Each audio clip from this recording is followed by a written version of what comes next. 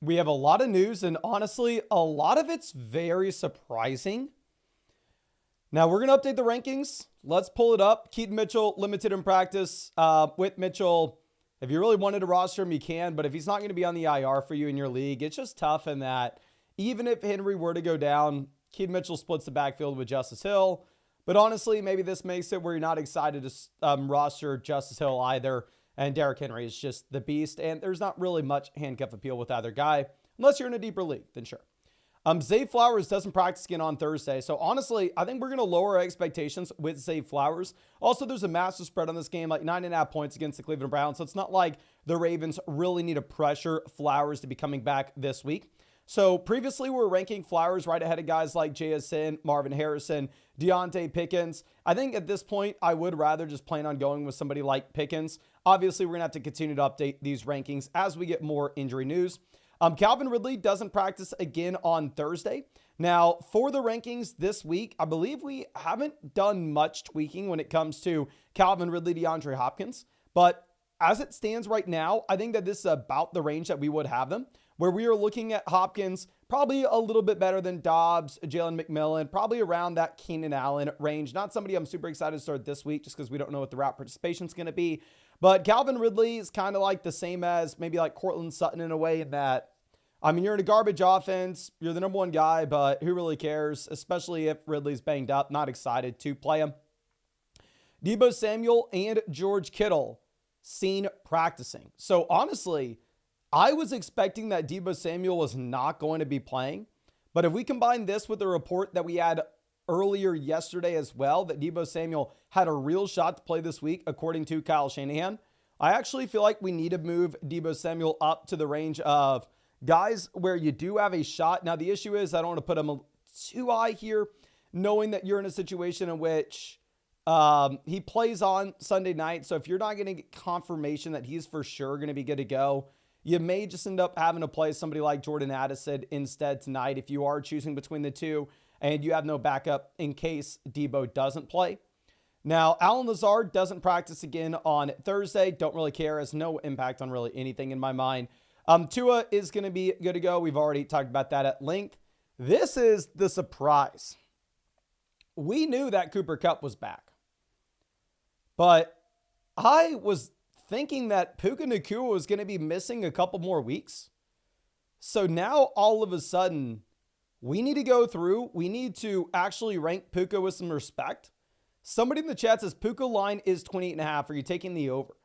Let me see if Underdog Fantasy has any pick'ems out with Puka. If their Puka projection is higher, lower 28.5 receiving yards, Puka's higher, lower 30.5 receiving yards. So I guess the expectation is Puka's not even close to being 100%. I guess expectation is this week Puka Nacua is going to be extremely limited.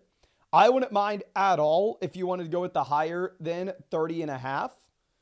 But honestly, with this, I mean, if you compare it to what you have with Cooper Kupp, Kupp is at higher, lower 67.5 receiving yards. While we do have to rank Puka, I guess sportsbooks know better than I do. Underdog, the fantasy companies know better than I do in terms of projecting out usage or right away coming back from these injuries. So I would probably put Puka Nacua in the range of, like, I would rather start Puka over Shakir. I'd rather start him over Rome. I'd rather start him over Tolbert, Sutton, Downs. Pittman's close. I think we would put Puka Nacua about wide receiver 45 for this week. Now, the question is rest of season. Obviously, next week, we'd assume that Puka is very close to being 100%. We had him ranked wide receiver 22 in the rest of season rankings. Going through and updating this into the future. Metcalf's banged up. Puka's already through his bye.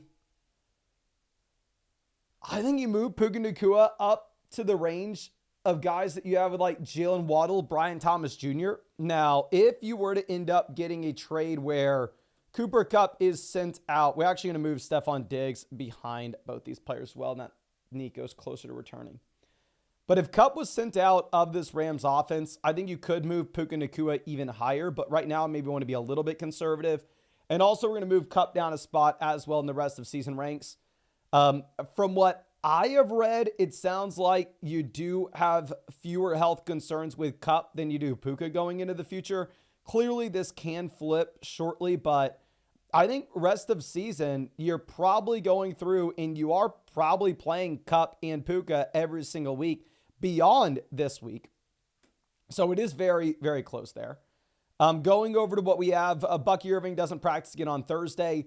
So Bucky Irving does miss. Then at that point in our week 8 rankings, we need to go through and we need to dramatically move up Rachaad White.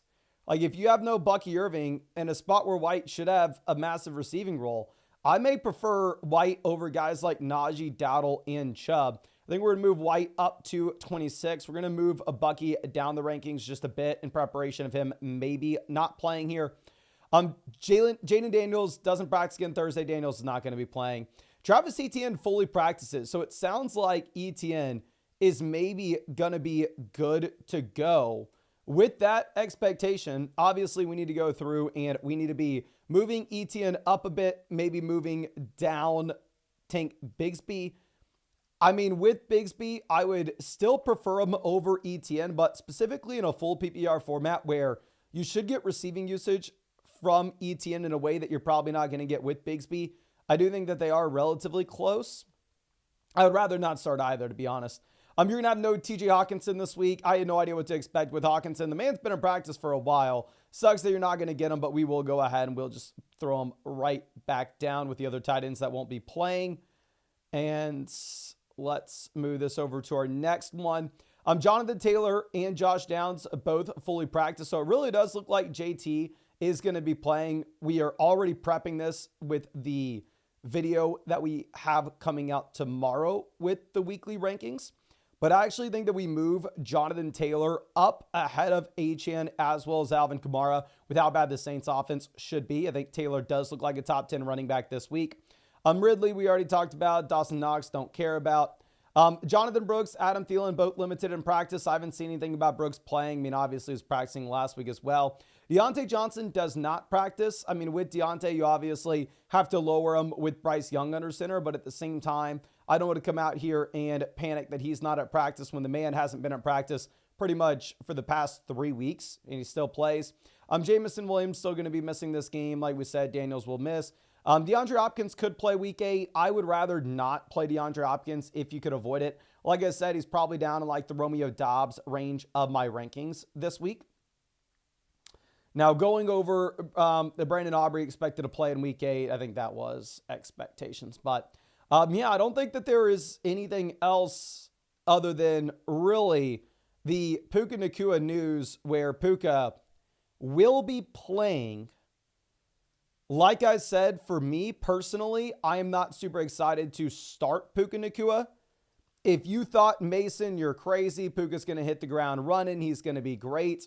You could go out there and you could take the Puka to have higher than 30.5 receiving yards on Underdog. Obviously, you can check out any of these Underdog picks whenever you are wanting. I actually hooked y'all up with a free Malik Neighbors pick, more than less than half a total yard, for the Monday night game. This is for anybody who's ever used code FLOCK on Underdog. Doesn't matter if you use code FLOCK today, yesterday, 2 years ago, 3 years ago, tomorrow. As long as you use code FLOCK, you're going to be getting that free Malik Neighbors pick, more than less than half a total yard. If you are new to Underdog Fantasy, you are going to get an additional free pick. If you sign up before tonight's game, that would be the free Matthew Stafford pick, more than less than half a total yard, with code FLOCK and a 50% deposit bonus up to $1,000. Plus, you're going to be getting a free team review in the live stream that we are doing every single day. Just make sure that you set up an account on flockfantasy.com with the same email address as your account on Underdog Fantasy. That way I know who we should hook up with that free team review voucher. But you can find all those picks over there on Underdog Fantasy with a link in the live chat. Now, let's move this over to our next question here. Obviously, we are going to be getting through a bunch. Right now, we are having an issue loading Yahoo leagues on the site. We have a developer that should be pushing out an update very, very soon, hopefully within the next 5 to 10 minutes, where we can get back those Yahoo leagues. But K-Bait coming out with the trade question. Here, this is a Puka deal where we are sending Deebo Samuel and Ricky Pearsall for Puka Nacua. Honestly, post Brandon Ayuk news, I would actually probably prefer to go through, and I'd probably prefer to still have Deebo Samuel over over Puka Nacua with Brandon Ayuk out for the season. Deebo's at practice. I don't think we'd be super excited to play Deebo this week. We're not super excited to play Puka either. So I think that we have a comparable amount of games for these guys going through rest of season. And I think with Deebo Samuel, I would prefer him in the environment in which you have no Brandon Ayuk. But we are actually going to refresh this. I just got a text from one of the developers saying that Yahoo's good to go. And bam, we can load these teams. So, of course, if you were having any issues loading your Yahoo teams on the site over the past 12 hours or so, I'm sorry, we had an issue with Yahoo. But you can now go back over to the My Teams page. You can go and load up a sleeper, ESPN, Yahoo, and check out the updated power rankings and everything you want on flogfantasy.com for free. And yeah, I know we were having that issue with Yahoo just for a bit, but it looks like we are back and good to go. But Motor City Roar, I'm sorry this took us a little bit of time to get to you. I really do appreciate you, and I'm going to go ahead and hook you up with both a free trade question as well as a free start sit question as well. Really do appreciate the support. I'm going to try my best to help you out any way that I can here with this roster review. It says, are there any moves we can make right now for a playoff push? If so, how should we approach it trade-wise? What could we get for A.J. Brown, Rome Odunze? My philosophy so far has been F the picks. What are your guys' thoughts? Really do appreciate you and going to be excited to check this out. So team name here is Kevin O, and it looks like this team name maybe gotten changed. So, dear God, are we going to have to go through and I'm going to have to ask you, if you updated your team name, please shoot me a message so I can know what team we are supposed to look at. I'm very sorry about that. But we are actually going to go over to our next question coming out from Ivan. Here it says, hey, Mason, I've been stuck in figuring out how to upgrade the wide receiver room without having to use one of my stud running backs. Would love to hear the thoughts and recommendations that you have. We'll really appreciate you. And let me go ahead and hook you up with both a free trade question and a free start sit question. Going to be excited to dive into this for you here. But anyway, this team is Joe Zasty. Right now, we are third in the league analyzer, but if you look at the league analyzer, top three teams are all extremely close. These are like the 3-4 juggernauts that you have in the league. Going down to our roster in particular, this is a 5-2 team in which we are thinking about the long-term upside, not necessarily the short-term production. So what I would say here is while Rome Odunze has been very disappointing, at the same time, I would label Rome as a player that probably has more long-term upside than he does short-term production. So realistically speaking, who is going to get more value from Rome Odunze than you would? Where we do need some help at wide receiver, and instead of thinking about the short-term production, we can afford to think about long-term upside because we are 5-2. So for me, I would actually say that I really don't want to be selling Rome on this roster. Now, looking at what you have with Joe Burrow, Joe Burrow is a quarterback in which you can start every week. Obviously, if it's a 4-point passing touchdown format, we don't have a ton of rushing upside, which maybe makes Joe Burrow more so a mid QB1 rather than a high-end QB1 in comparison to the guys like Hurts, Lamar, Daniels, while healthy, even Josh Allen, but still completely fine with this quarterback room. Going over to what we have at running back, this is the strength of the team. Now, this is a team in which you can start 4 wide receivers weekly. So it's not as simple as just saying wide receiver depth doesn't matter. Let's go out there and let's get the best running back that we possibly can. No, obviously we want a very strong running back room, but at the same time, wide receiver depth actually does matter just a bit here.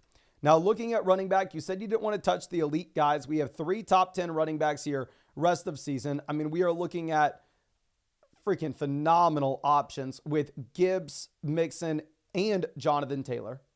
So, ultimately, if we're not wanting to sell one of those running backs, the clear move is we go through and we sell one of the depth pieces at RB. Whether that's going to be Nick Chubb, whether that's Javonte Williams. For me, I wouldn't recommend selling Javonte this week just because if you are looking at the matchup that we have against the Carolina Panthers, And the fact that the Broncos are almost 10-point favorites in this game, which is insane, but it's true. I think Javonte Williams absolutely crushes. And after you get back-to-back very useful performances from Javonte, I think then you probably should have somebody that's relatively excited to go out there and trade for him. And if we can target maybe one of those teams with a bad running back room, like this team down here that is about to lose Chuba Hubbard, that's starting Chuba Hubbard like Rico Dowdle right now, we could go after one of their receivers where if you wanted to potentially trade away, say, Javonte Williams and a depth option at the wide receiver position like Jordan Addison, and see if we can get over to Garrett Wilson or Deebo Samuel. I think that would be a move that makes a ton of sense for your roster in particular, where we are thinking more so long-term here. And then honestly, if you're able to make that 2-for-1 deal, I think that there is that interesting running back you can pick up off waivers in Tyler Algier, where Tyler Algier is an RB that is an injury away from turning into a top 10 option. So for me, I really like this team. I think you have a very easy move. If you don't want to wait until after this week to try to get that value for Javonte, you can go through and you can try to get that value for Nick Chubb right now. Maybe people are excited about Chubb in your league based off name appeal. Obviously, I think that I would rank Nick Chubb as a low-end RB2, high-end RB3 here rest of season, primarily because if you're looking at what you have with how bad this offense is, not only how bad this offense is, but at the same time, with the fact that you're not going to have a ton of receiving usage, I do think that you have a cap ceiling here for Chubb. So I definitely think that the reason we are wanting to go through and sell one of these running backs is because it is a league in which you can start 4 receivers weekly. It's a full PPR format. Obviously, we're not wanting to play around at tight end. We have a top 3 tight end that we can start every single week, regardless of matchup. Only need a roster 1 with Bowers. I think the main thing that we are looking to do, though, is we are trying to go ahead and we are trying to package together one of the depth running backs, whether that's Javonte, whether that's Chubb, with one of the depth receivers like Jordan Addison to go get that wide receiver upgrade if possible, since we are elite at running back at the very top. I think that it will probably be a very easy move to make after we get past this week and after Javonte Williams yet again crushes. But I really hope I was able to help you out in some way here. Again, thank you so much for being a member of the flock. I did hook you up with that free start sit question and that free trade question as well. So if you have anything else that you want to send my way, don't hesitate. I'd be happy to take a look at it. But thank you again. I really appreciate you and really hope I was able to help you out in some way here. Now let's move this over to our next question. This is coming out from Adrian, also a massive dono. Let me hook you up with a free trade question and a free start sit question as well, my guy. It says, would have used a promo code on Underdog, but I've been losing money on Underdog for 2 years now. It's a double flex spot at wide receiver, tight end, wide receiver, running back. Picked up Pearsall and McMillan off waivers today. Appreciate any feedback. Keep killing it with the content. Much love. Really do appreciate you. This is the team name Sacker. So we are right in the middle of the league if you are looking at the league analyzer. I mean, there are some garbage teams in this league, like going back down to the bottom end. This team right here, I mean, they're having to start maybe Keon Coleman this week in a 10-team format. I mean, there are RB 1 and 2s, Chase Brown, Najee Harris right now. But there are also some straight up juggernauts in this league where this team has Barkley, Kyron, Swift, Chase, Brian Thomas, Stephon Diggs, Travis Kelce. It is a 10-team league in which you only start 2 wide receivers and 1 flex. So wide receiver depth in this format, not really going to be a big deal. And we should be trying to optimize by selling wide receiver depth any chance that we get to go get an upgrade either at quarterback or tight end, because they will be making up a high percentage of our starting lineup output weekly. Going over to quarterback, I mean, we are sitting with Dak Prescott as well as Jared Goff. I think you could very comfortably go ahead and just play the matchups between these two guys. Obviously, this week, I would go ahead and I would play Goff over Dak, with Dak having a very tough matchup going up against the Niners here. But ultimately, this is a decent quarterback room, but since it's a league in which you only start 2 wide receivers and 1 flex, If we could, I would prefer to go ahead and see if it would be possible to upgrade QB. Just because, I mean, now we're 6-1. We can't just think about long-term upside here in a way. Going over to what we have at running back, we're currently rolling out Derrick Henry as well as Aaron Jones. Looking at Derrick Henry, locked and loaded, top 3 RB, looks phenomenal. I mean, he is one of the very clear reasons why we are 6-1 with this roster. Aaron Jones also looks to be a 3-down running back in one of the league's best offenses with a receiving role, with usage at the goal line as well. So absolutely love what we have at the top here at running back. I do think that Javonte could potentially be a sell high candidate after this week, where he has yet again another incredibly strong matchup. I would expect that he comes through and he most likely crushes here, to be honest, against the Carolina Panthers. Like, I'm starting Javonte. I'm very excited about it, but there won't be many weeks going into the future where this Broncos team is favored by a touchdown plus. So, I mean, if we can start Javonte this week at back-to-back extremely strong performances and then potentially look to attack a team that needs a running back, I think that that would be an interesting play. Going over to what we have at wide receiver, we are looking at the combo of A.J. Brown, Devontae Adams, T. Higgins. So we have a solid wide receiver 1, multiple solid wide receiver 2s. We have Olave for the long-term upside. We picked up some of these depth pieces like Jalen McMillan, Ricky Pearsall, as well as Christian Kirk. So here's the issue that I have with the squad, right? I mean, I think that this is a great wide receiver room. And in general, with this team, we want to go through and we want to sell wide receiver depth to try to get that upgrade to the elite level quarterback or try to get that upgrade to the elite level tight ends.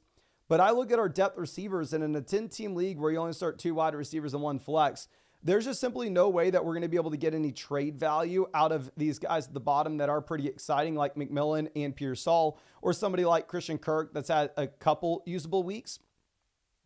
And at the same time, I think going through and selling Olave would probably be a pretty big mistake at this point, with Olave's value being so depressed. However, I mean, you should be looking at Derek Carr coming back in later. So what I hate, but we probably end up having to do it if we want to find a team that needs help at wide receiver and find somebody that people will actually be excited to trade for. The guy that people will be excited to trade for and is maybe dispensable on our roster with how strong this is will be T. Higgins. I drafted T. Higgins in a lot of underdog drafts. I really hope that T. Higgins goes out and he continues to crush. But for me here, I think that you could look at Olave filling in as a very solid wide receiver 3 for your team once Derek Carr is back in. Plus, we now have some additional depth upside down here at the wide receiver position with these guys like McMillan that you're sadly not going to be able to trade for anything.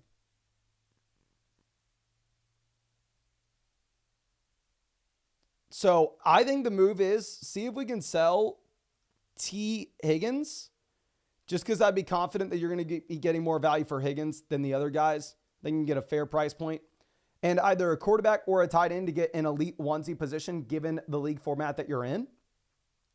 Like, let's go through and let's look at some of the teams that need some help at wide receiver. I mean, this team right now is sitting with Harrison, Jameson, Keon Coleman. So they're having to start Keon Coleman this week, as we mentioned previously. They are 1-6, so they primarily need to be thinking about how they go through and how they win games now, where we are 6-1, where we can be thinking long-term upside.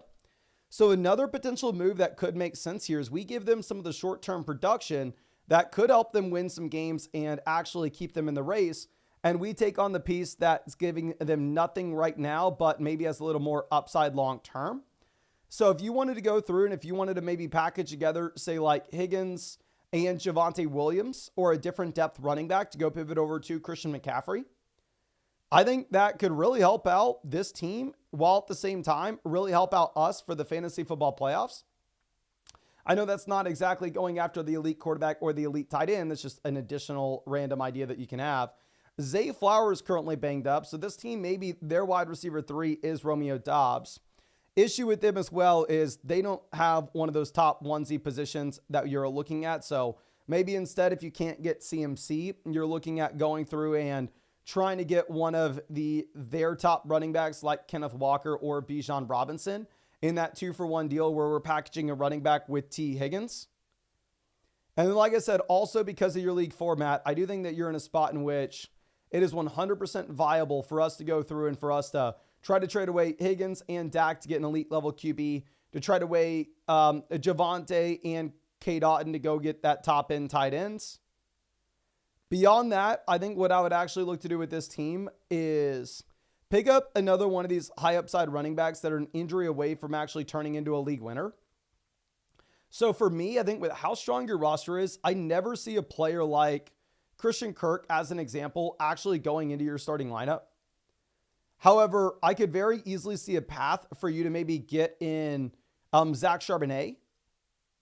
So what I would potentially look to do here is, if you could go through and if you could maybe drop Christian Kirk, pick up Zach Charbonnet for free, I think that would be very interesting.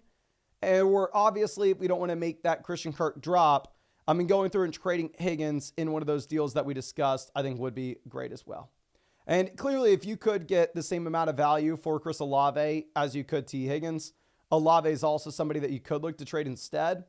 I just think from what I've seen in these streams, nobody's going to be trading for Olave, whereas if you throw Higgins on the block, you actually could get a ton of interest. But I really appreciate you and really hope that I was able to help you out in some way with this, my guy. And I did hook you up with that free trade question as well as that free start sit question. So if you have any additional questions about this team, feel free to send them over my direction. But let me pivot over and answer some of the free questions that we have in the live chat. So please, if you have any questions in the chat, go ahead and drop them. I'll be happy to try to get to as many as we possibly can. Got to get the fan on, or we're going to be heating up in here. We'll be heating up. Okay, so let's move this over. Our next question is going to be coming out from him, says Puka or Lad. This is about the range in which I think you should be asking about Puka Nacua. Like I said, the underdog pick him on Puka is higher or lower, 30.5 receiving yards. Not only is it a possibility that Puka doesn't have a large role in general his first week back in, but also it's just a tough matchup where you are having to go up against, I mean, a pretty damn good Vikings defense, arguably the best defense in the NFL. So I think that you could make a strong argument to just go ahead and to just take Lad. Okay.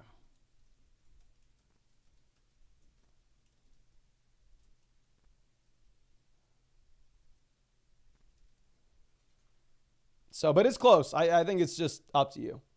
Hudson says, chat saying Puka, but do we start Puka or Chase Brown? For me, Chase Brown, Puka is not close.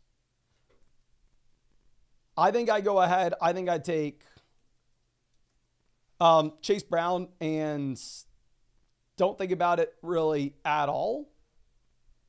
Where if you are looking at what you have with Brown, this is a running back that is the starting guy in what should be one of the best offenses in the league. Whereas if we're going to go through and try to project out what we have with Puka Nacua, just absolutely no idea what the workload's going to, I mean, how many snaps he's going to be playing, how effective he'll be in a tough matchup in general. Like to go through and look at this matchup, I mean, not this matchup, but to look at the projections that you have this week. On Underdog, Puka is higher, lower, 30.5 receiving yards. I am not wanting to start this dude. This first week back in, brutal matchup, no idea what the role is going to be. I think you bench him if you really are excited about him. You go take the higher than 30 yards. Going over to Chase Brown. Chase Brown's higher, lower, just 53 rushing yards, not even to mention what he's going to get as a receiver. So for me, I don't think it's too tough of a call. I think you just go ahead and you take Chase Brown. Now, in terms of... And yes, we are dropping a video right now. That's why we're not answering questions on the chat. We got some stuff going on another monitor here. But in terms of like Puka versus Lad, I think that's a fair question. It is close because it's not like we can guarantee that Lad has some crazy work. But Chase Brown, I think that it's like a much safer play. Okay. Now let's move this over. Solomon says Dobbs or Hopkins, full PPR formats. I think we're going to have to see if Andy Reid will tell us anything about the expectations that we should have for Hopkins before you make this call. I mean, for me personally, I'm looking at Dobbs as the safer floor play, Hopkins maybe as the ceiling play, but I wouldn't be surprised at all if Hopkins only plays the 40% of the snaps here. Okay, Justin says Marvin Harrison Jr. or Wilson Adams rest of season. Out of all these guys, my favorite play would be Garrett Wilson rest of season. Jack says DeAndre Swift or Javonte Williams. Rest of season, give me Swift this week in what should just be the best matchup any running back could potentially have. You're going to go ahead and you are going to take Javonte. Like I said previously, I was shocked to see the Denver Broncos as 9.5-point favorites here. And also, can y'all please let me know in the live chat real quick? I would be interested to see what kind of crossover we have. How many of y'all watched the Flock League video today? It dropped like an hour ago. Just be honest. I don't care if you watched it or not. I just think it would be interesting to see how many people in these live streams are watching those. Did you watch the Flock League video today? Yes or no? Yes or no? Yes, yes, yes, yes. Yes, yes, no. Yes, yes, yes. Okay, so it looks like a lot of people are. That is interesting to see that there's that much crossover. A-Cubs is just watching about 2x speed. I went years, and I mean years, watching every single YouTube video on 1.75x or 2x speed. Now, in my older age, I've been trying to not rot my brain as much, so I've been watching videos at normal speed. I will say, if y'all are watching my videos, though, I think this would probably hurt me in the algorithm if y'all did it, but that doesn't really matter. I think my video, like the regular fantasy football advice videos are so much better on 2x speed. Whenever I have to edit my own videos Sunday nights because the editor can't get to them in time. And I can't watch one of my regular videos on normal speed. I can't do it. Jaden, if you have not got your free team review voucher yet, please shoot me an email, mason.@flockfantasy.com. But let me go ahead and Chris says Harrison or Puka this week. I think Puka could be a decoy and Kyler hates Harrison. Kyler doesn't hate Harrison. It's just that there hasn't been any passing volume in Arizona. So, I mean, it's not that Kyler's discriminating against Harrison and Michael Wilson's the guy crushing. It's just that nobody is great there with Kyler going most weeks under 200 passing yards. But I would start I would start Harrison over Puka. I do want to reiterate for everybody here, if you're excited about Puka Nacua this week, you take the higher than 30 yards on Underdog. You do not put him in your lineup. Players that have higher projections than Puka Nacua this week. Romeo Doubs, 45 receiving yards, higher, lower. Puka, 30.5. We don't have one with Ladd. Who's another receiver that maybe y'all be interested in thinking about? Going through Keenan Allen, 45.5 receiving yards compared to Puka Nacua at 30. Do we have a Jerry Jeudy one? Jerry Jeudy, 44.5 receiving yards, higher, lower. Puka Nacua at 30. Dontavian Wicks, we don't have one. Michael Pittman, higher, lower, 47.5 receiving yards. Puka Nacua at 30. I think Puka, it'd be way too hard to get this guy into your starting lineup.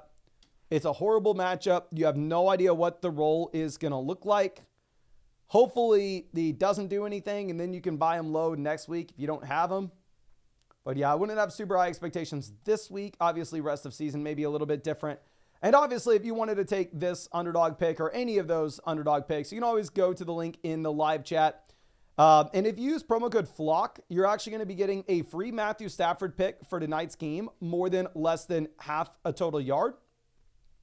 While at the same time, I actually talked to Underdog, and everybody who has ever used code FLOCK or uses code FLOCK this week will get an additional free pick on top of that with Malik Neighbors, more than less than half a total yard as well for Monday night, plus a 50% deposit bonus up to $1,000, plus a free team review over there on flockfantasy.com.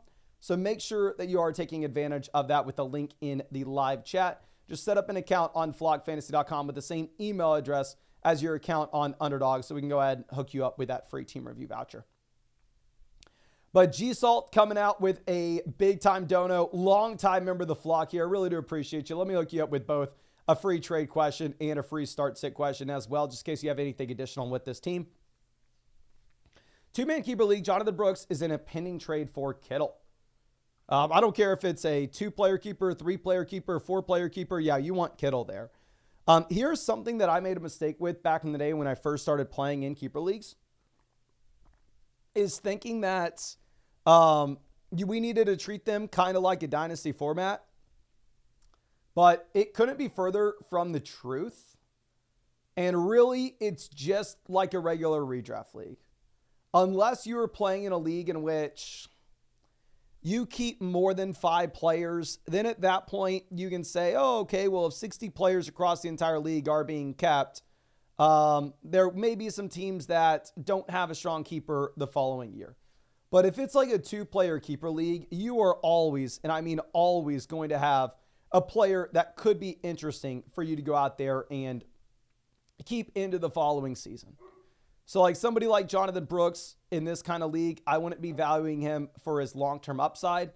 And instead, I would just be trying to get a value for him like George Kittle here, which I think is perfect. Now, going over to quarterback, we are currently sitting with Love and Cousins. So obviously we're playing Love most weeks here. For me personally, I think I would make a small little pivot. I think I would prefer going with Kirk Cousins off the waiver wire than I would Aaron Rodgers.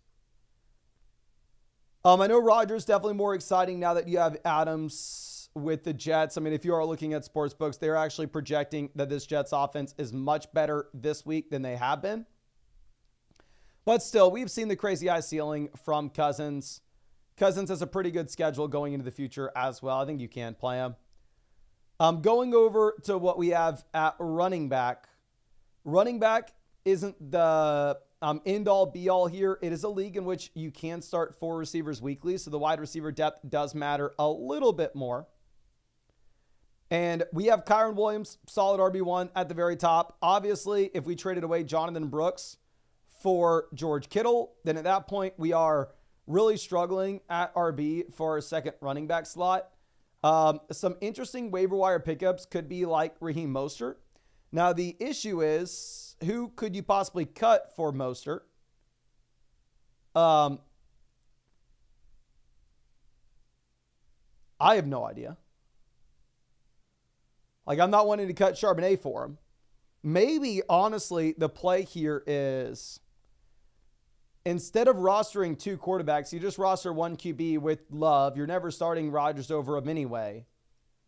And during the Love bye week, which I believe is week 10, you can look at these guys like Cousins, Russ, Stafford, Lawrence, Nix, Daniel Jones, Derek Carr. You can just stream for the week 10 Aaron Rodgers bye. So maybe you go through, cut Rodgers, pick up Raheem Mostert, give us another shot at a viable RB.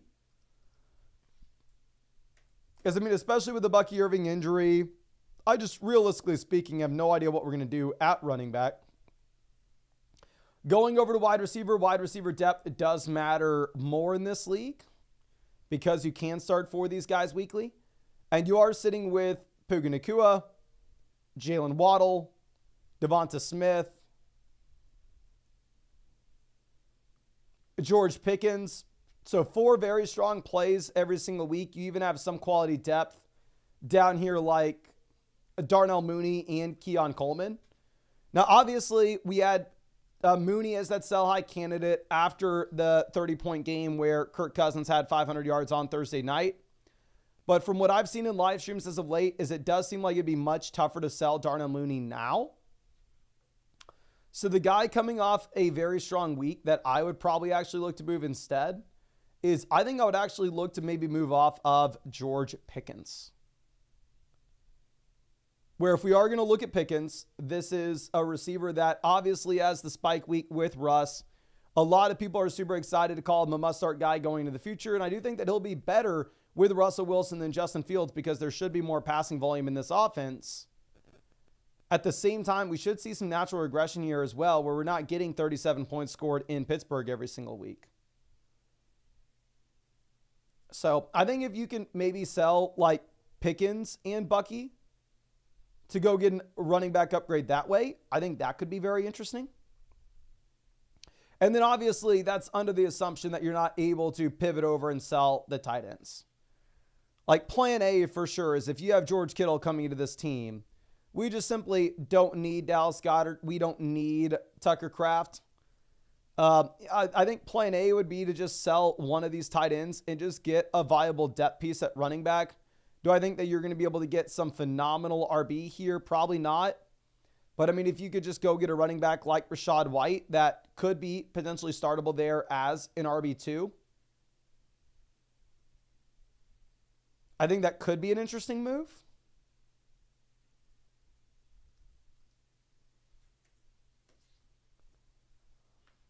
Trying to think if there's anything else that we can have with this team. Not necessarily. I really like the Kittle trade that we made, but again, I think that we need to address the running back position. Bare minimum, you cut Rodgers, you pick up Mostert. On top of that, I think that plan A in a trade is we try to sell one of the tight ends, and we try to go out there and we try to get an upgrade at running back and just get somebody like Rachaad White. Obviously, we're not getting a great player. If I was looking at one of the tight ends I'd want to trade, I'd probably want to trade Dallas Goedert instead of Kraft because we don't know if Goedert will be back next week. We'll need the cover for George Kittle next week while he is on bye.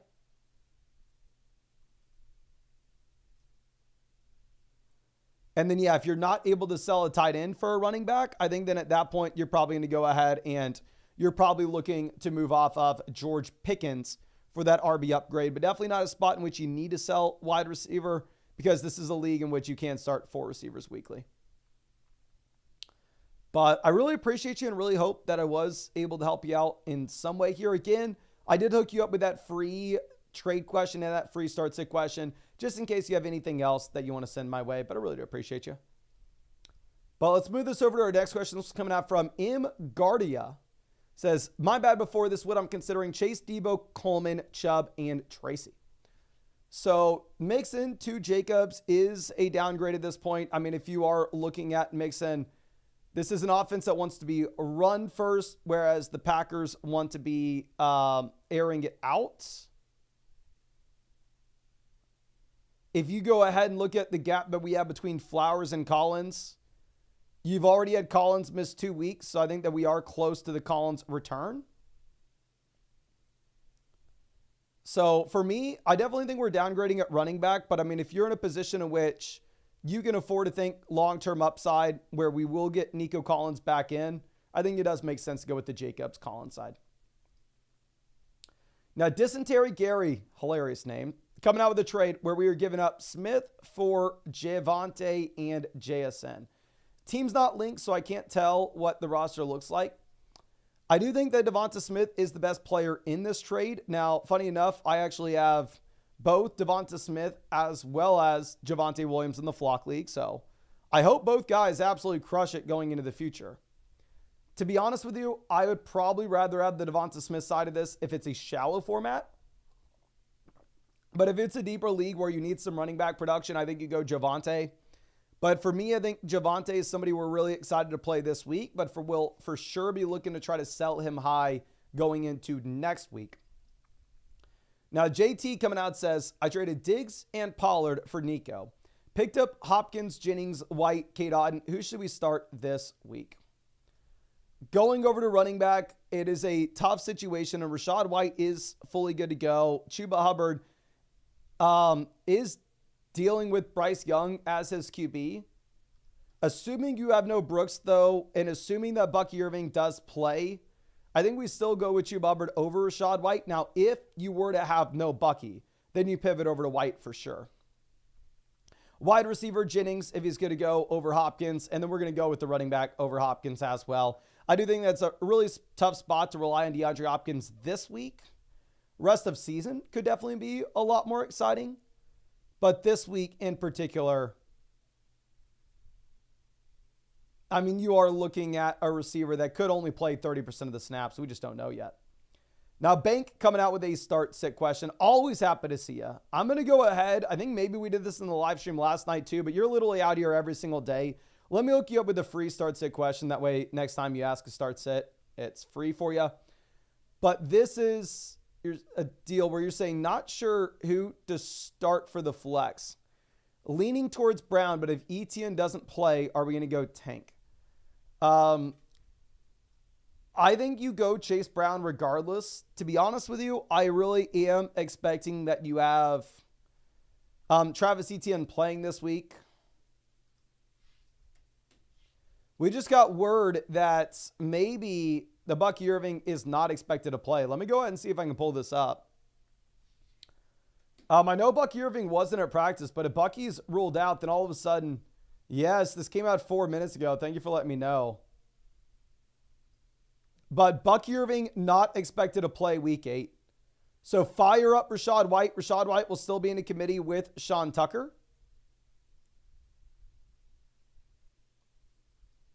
So you for sure, and I mean for sure, need to go through and play Rachaad White if you have him.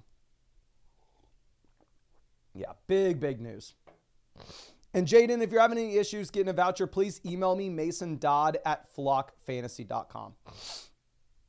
But anyway, I think we are expecting that Etienne should be good to go. Like I said, Etienne was practicing last week, as well as now you're in a situation in which he gets in a full practice today. So it does sound like he's trending in the right direction.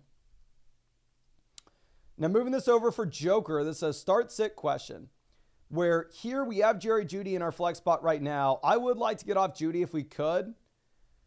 My pivot would probably be Alexander Mattison over Jerry Jeudy. I mean, if you look at Mattison, it's cheap opportunity in a garbage offense, but that's kind of the same thing that you have from Jeudy. And at the same time, you have the guaranteed touches with this being a running back. Now, also, it's the worst matchup you could possibly ever ask for going up against the Kansas City Chiefs as an RB. So am I going to sit here and act like it's the most exciting thing in the world? Definitely not. But I do think it's something that you can go with here. Now we got Ruggs Uber driver coming out here with a start set where right now we're looking at the flex. We're going between Addison and Rico Dowdle. For me, I would rather start Jordan Addison, but keep in mind, since he's going to be playing on Thursday, you want to go ahead and you want to put Jordan Addison into a wide receiver slot just in case anything does happen. We have some flexibility leaving the flex spot open for Sunday. So put Addison in there at wide receiver, move. I'm an idiot. It's not like, Jefferson's playing obviously here on Thursday as well. So play Jefferson and Addison at wide receiver, then throw Devonta Smith in the flex just in case anything does happen and we need to make a last minute pivot in this league. Now, JC Giac coming out with a big time notice to say, Mason, I'm trying to link my Yahoo team since the live stream last night. It's now 6 a.m. in Texas. Still can't link the team. Can you reassure us, Yahoo folks, that it will get better? Hook 'em horns. Hook 'em horns. Yes, sir. I'm very sorry that we had the issue. Let me hook you up with a free trade question. So you should have a free trade question to send my way. But yeah, we had the issue earlier yesterday. Last night and obviously through the night and early this morning that you couldn't link a Yahoo fantasy league, but now that's all resolved. So if you go over to the My Teams page, you should be able to link your sleeper team, your ESPN team, or your Yahoo team for free. And you should be able to see the updated league power standings. So definitely take advantage of that if you have not done so already. Now, let's move this over. And also over there on flockfantasy.com, this is where you can get in any questions if you want to get them answered on the live stream. You can either hit the button hit the link in the live chat that says ask a question here, or you can go hit the button in the top right corner that says expert advice. And then from that page, you can send a super message, start sit question, trade question, or a full-blown team review, whatever you are wanting. And yeah, I'll be answered in this live stream. If you wanted that team review, I would highly recommend taking advantage of the offer that we have on Underdog Fantasy just because it'll be so much cheaper. If you go over to Underdog Fantasy and use promo code FLOCK, you will get a 50% deposit bonus up to $1,000. Plus, at the same time, you're going to be getting a free Matthew Stafford pick, more than less than half a total yard for the game tonight, a free team review in the live stream, which we are doing every single night, and Underdog also hooked it up for anybody who's ever used code FLOCK before. Oh, is this a 50% profit boost? Is that only for NBA? Oh my gosh, we are actually going to be cooking up a massive Underdog pick right now. You'll actually get a free Malik Neighbors pick, more than less than half a total yard for the Sunday night game on top of that, but this is exclusive to Flock users. And if you've been on Underdog for years, you should have this free Malik Neighbors pick. But I'm sorry, we'll get back to the questions in a second. I didn't see that Underdog has a 50% profit boost token out right now. And they have a gimme pick. Dear God, Underdog is freaking going nuts right now. Let me pivot this over and let's figure out what we want to be doing here with these picks. Maybe we can have some fun in the game tonight. Maybe we can say that Puka Nacua has more than 30.5 receiving yards.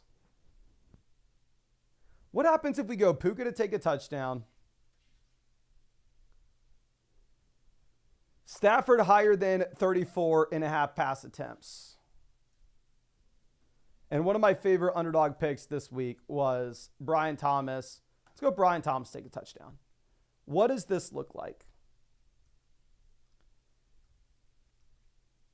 So here's what we would need for this. Obviously, it's a long shot. Puka to score a touchdown. I don't like the Stafford one. Let's just keep it simple. Puka to score a touchdown or Brian Thomas score a touchdown. $100 is equal to $1,200 in winnings with the 50% profit boost. So this is actually what we're going to be doing right here. Do I recommend you doing this? Only if you have the 50% profit boost token. And obviously, I think you need to throw down 100, but your boy is sponsored by Underdog, so we can. So we're going to throw down $100 to win $1,200.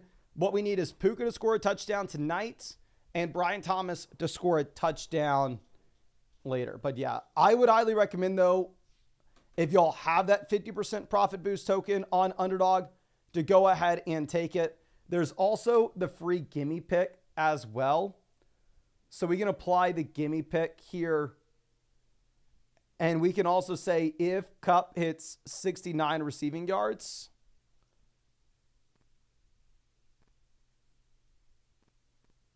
can we apply the gimme? Okay, we'll do that later, but freaking pumped. If y'all have the Underdog promos, I highly recommend taking advantage of it. And like I said, we hooked y'all up with the free Malik Neighbors pick, more than less than half a total yard. It doesn't matter how long you've been on Underdog. Now let's move this over to our next question. This is Nate.93 says, can't flex quarterbacks, FYI. What do we do at quarterback? Nick's Russ available off waivers. Is May startable long-term?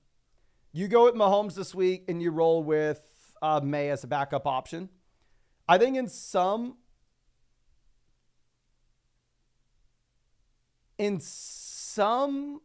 matchups, we're going to go with Drake May over Patrick Mahomes. The issue is right now, this is a brutal spot for Drake May to be going up against the New York Jets, where sportsbooks are putting the Jets as touchdown favorites, and the Pats one of the worst offenses in the league. We're going to go JT here at running back, and then we're going to keep it stupid simple. We're just going to go ahead and we're going to play Josh Jacobs for a couple 3-down running backs with crazy high floor ceiling combos. Now, our next question is going to be coming out from Castillo says, would you make this trade or is it too much? What other players would you send for Walker? So looking at this is a league in which it's only a 10-team format, and we have great receivers. We have London, we have Cup, Deontay, JSN, wide receiver 3, wide receiver 4. So honestly, in a 10-team format where you should be able to also pick up a decent player off the waiver wire, I actually do like us going through in making this deal and getting the best player involved with Kenneth Walker. Now, Marco's coming out with a start-sit question. Says, 3 bench spots only, difficult decisions, and I need to drop 1 player with JT's return. We're going to go ahead. We'll play JT and Jordan Mason, wide receiver. This is a crazy team. We're going to go Neighbors and Brian Thomas Jr., tight ends. We play Ferguson, and for the flex, you're going to go ahead and play Achane. You have to drop one of these guys. You're dropping Evan Ingram. But if you're dropping Evan Ingram, this must be an 8-team league. Like, we definitely need to go out there and try to sell him before we drop him, of course. Crazy. Now, Big A the Don says, full BBR, where we have Brian Thomas Jr., Najee, Chase Brown. I need one for the flex. Also, do I play Darnold tonight where we have Jaden Daniels? Okay.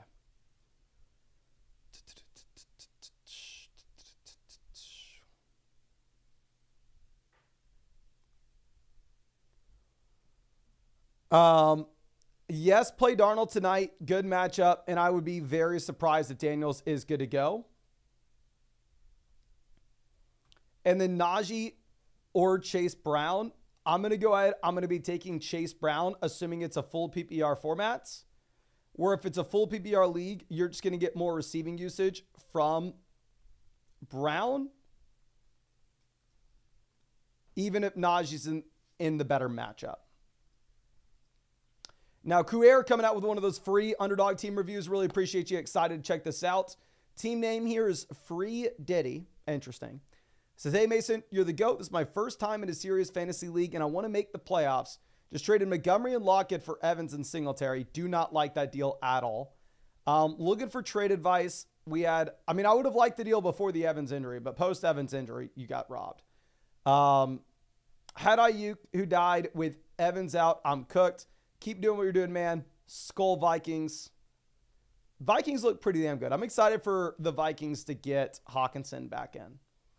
Now, bad news for you, my friend, is before I even look at your team, I can tell that it's going to be a pretty bad roster. Looking at the league analyzer, we are at the very bottom. There's not a team that's worse than us in this league.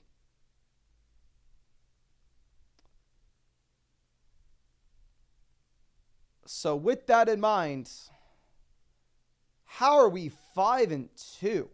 How? Here at quarterback, we are just streaming weekly.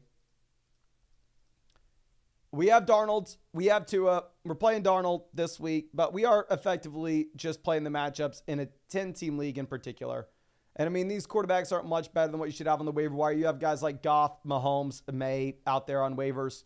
So to be honest with you, if this is your waiver wire at quarterback, like where Mahomes is on it, I wouldn't roster 2 QBs. I would just drop Tua. Just roster whatever quarterback that you want to start this week. If Darnold's the guy you want to start, just keep Darnold on the team.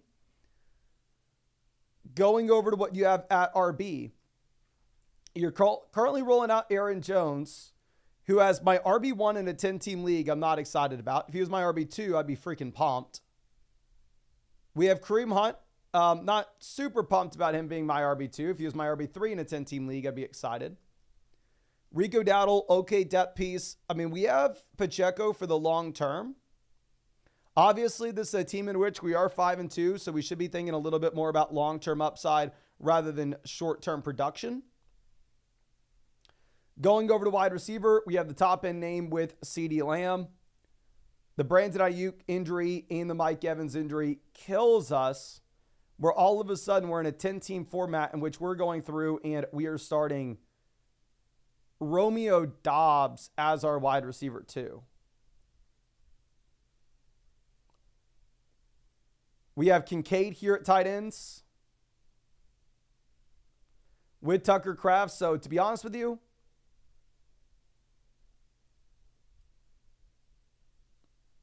in a 10-team league, not a big fan of this. I think what we need to be looking at is we need to be trying to find a way to go out there and upgrade at wide receiver.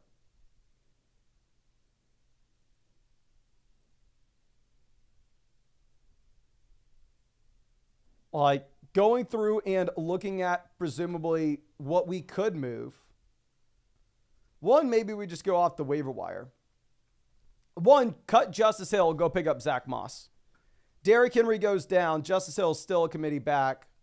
Chase Brown goes down. Zach Moss is a 3-down RB in one of the league's best offenses. So cut Justice Hill, pick up Zach Moss. Cut Jacoby Myers and pick up Calvin Ridley. Both guys are alphas in bad offenses, but we've seen Ridley have the upside in fantasy before. We've never seen it from Myers. So cut Myers, pick up Ridley. I would also cut Gabe Davis, and I'd pick up Jerry Jeudy. And then going over to tight end, there aren't too many tight end options. So if you could reasonably trade, say like Kincaid and Tucker Kraft, Kincaid or Kraft with the receiver to go get a wide receiver upgrade to a team that needs a tight end, I would love to do so. But the issue is it's a 10-team league. I don't know how many people have a worse tight end room than we do.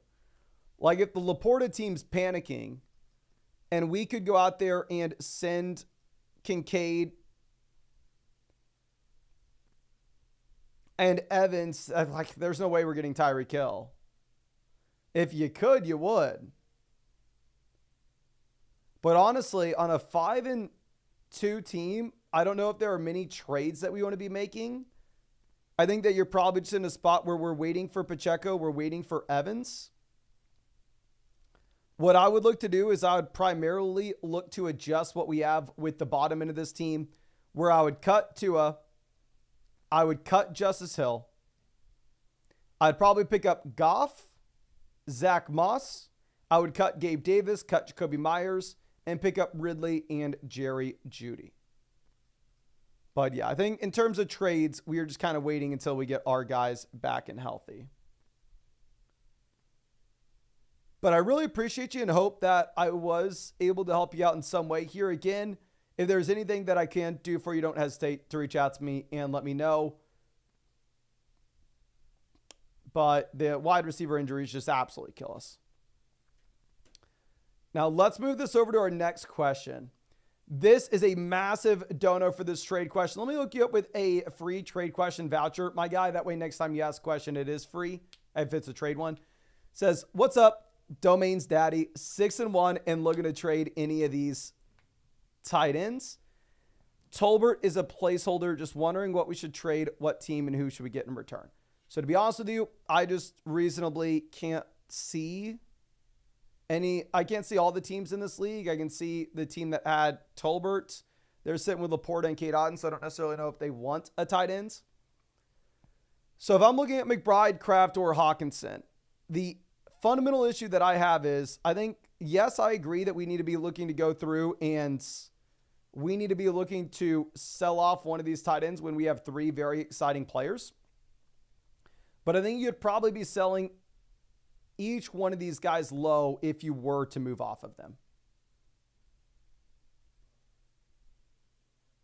Like, I think McBride is going to be better going into the future than what he has been. I think we can say the same thing about Kraft, where you had the receivers with the touchdowns this past week. I think Kraft is a better week here. And then Hawkinson, it is tough to get much for right this second. If we're going to go look at the rest of season ranks on the site to try to come up with what you could potentially have,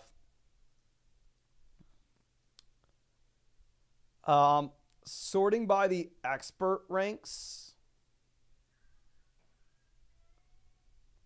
if you're looking at wide receiver, if you wanted to pivot from McBride to like Harrison, Wilson, Diggs, Metcalf, Higgins, maybe you're looking to do that.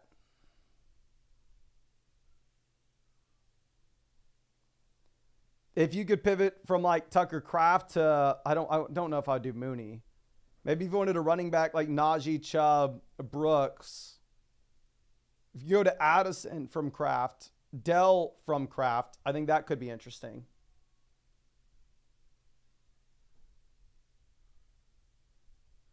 And the issue is you're just not going to be getting much for Hawk. I would like to trade Hawkinson for Xavier Worthy on a team in which we have 3 tight ends and kind of need to get some value out of them.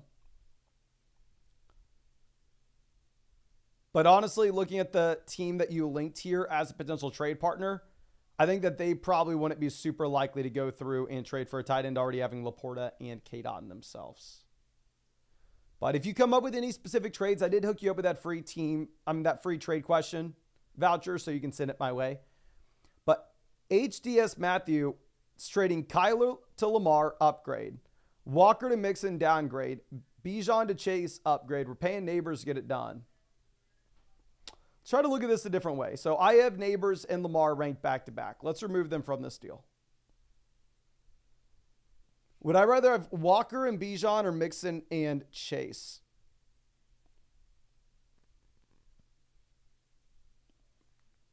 It's close.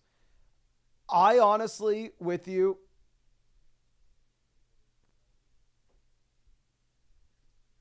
if you were wanting to make a trade, I think that this would be the deal instead. Obviously, Lamar is just so damn good right now. But I think you're giving up 2 mid RB1s.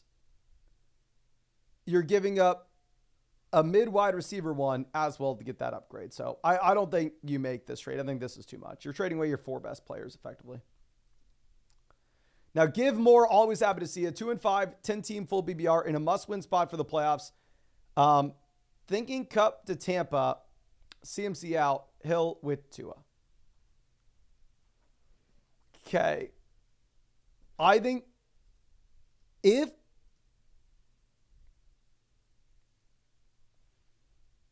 you're packaging CMC and Mason to Tyreek on a team that needs to win, it does make sense to just go ahead and get Tyreek Hill, especially as he's already through the bye.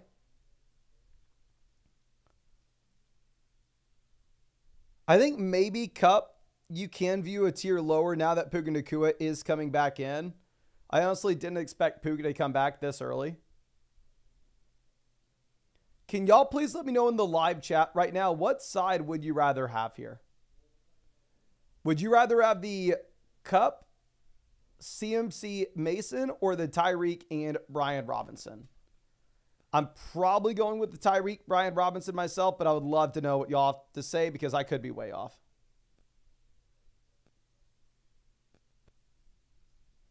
We got Cup side, Cup side, Cup side, Tyreek side, Tyreek side, Cup, Cup, Tyreek, Tyreek, Tyreek, Cup, Tyreek, Tyreek, Cup, Tyreek since he's 2-5. Cup, Cup, Cup. And Mason becomes a 0. I agree. Jordan Mason becomes a 0 once McCaffrey's back. But with that being said,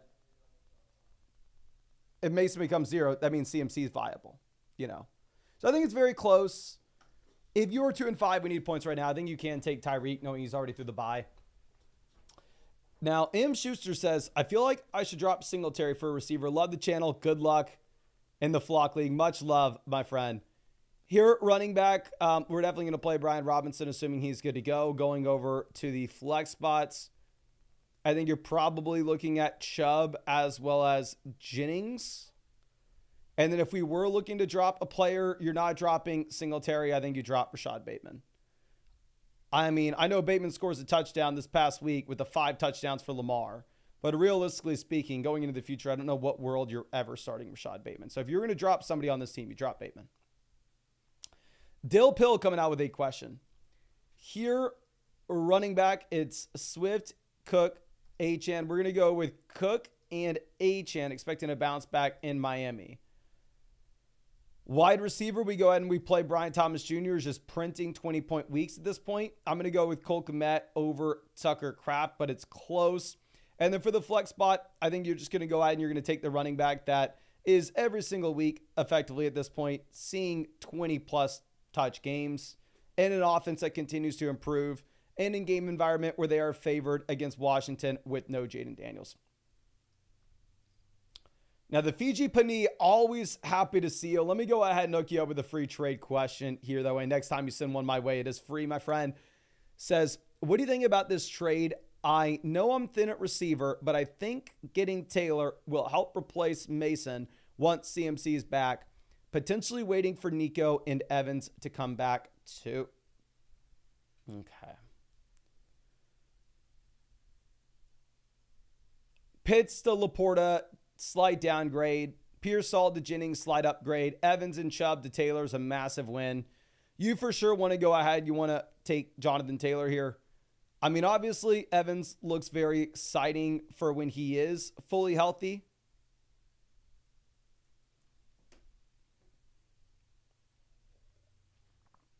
But at the same time, you just simply have no idea when that will come.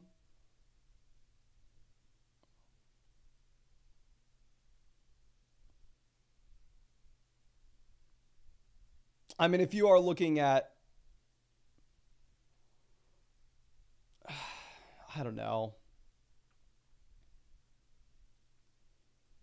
If you're looking at Evans, you probably don't have him in weeks 8, 9, 10, 11. I'd expect that we don't have Evans playing for a month, pretty much.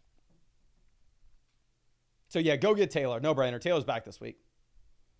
Now, Snubs coming out says, need help at quarterback and tight ends. We have Caleb, Goff, Darnold on the waiver wire. Tight ends, K-Dot and Henry on waivers. What are your thoughts? Quarterback, I think you go ahead, you pick up Darnold. You play Darnold, just drop Tua. Tight end, we play Kincaid. Actually, no, you're going to go ahead and you're going to play K-Dot. But here, I think you can drop Tua and Cousins. If you have quarterbacks like Caleb, Goff, Darnold on the waiver wire, you should be able to stream the quarterback position every single week. So I'd only roster one guy. I would just stream based off who you think has the best matchup. So for me, I drop both quarterbacks. I stream Goff with the open roster spot.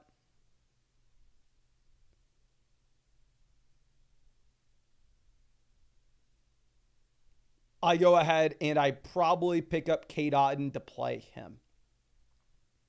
Okay. Now let's move this over to our next question. This one's coming out from Danner Keat. Happy BR. Thank you, man. Thank you. Looking at what we have at running back, Jordan Mason, must start option every single week. No CMC. We are going to go Neighbors over Jaden Reed, despite this being a garbage offense. For the tight end slot, we are going to be going with McBride. And then here for the flex, it's between Chuba Hubbard, Jaden Reed primarily. You can't start Puka this week. You can't start Olave this week. I would go ahead and I would take Jaden Reed now that you do have Bryce Young coming in Carolina. And yet again, this projects to be a bottom 3 offense in the NFL. So I think you go Reed over Chuba. Now, Team Shope coming out with a start set. Here, we don't have a quarterback to choose from. Running back, we're going to go ahead. We'll be taking the combo of James Conner as well as James Cook, if you can start 2 running backs. Wide receiver, we go with the Amon-Ra St. Brown. Tight end, we're going to go with Cade Otton over Dalton Kincaid. And then for the flex spot, we're going to go ahead. We will be playing James Cook.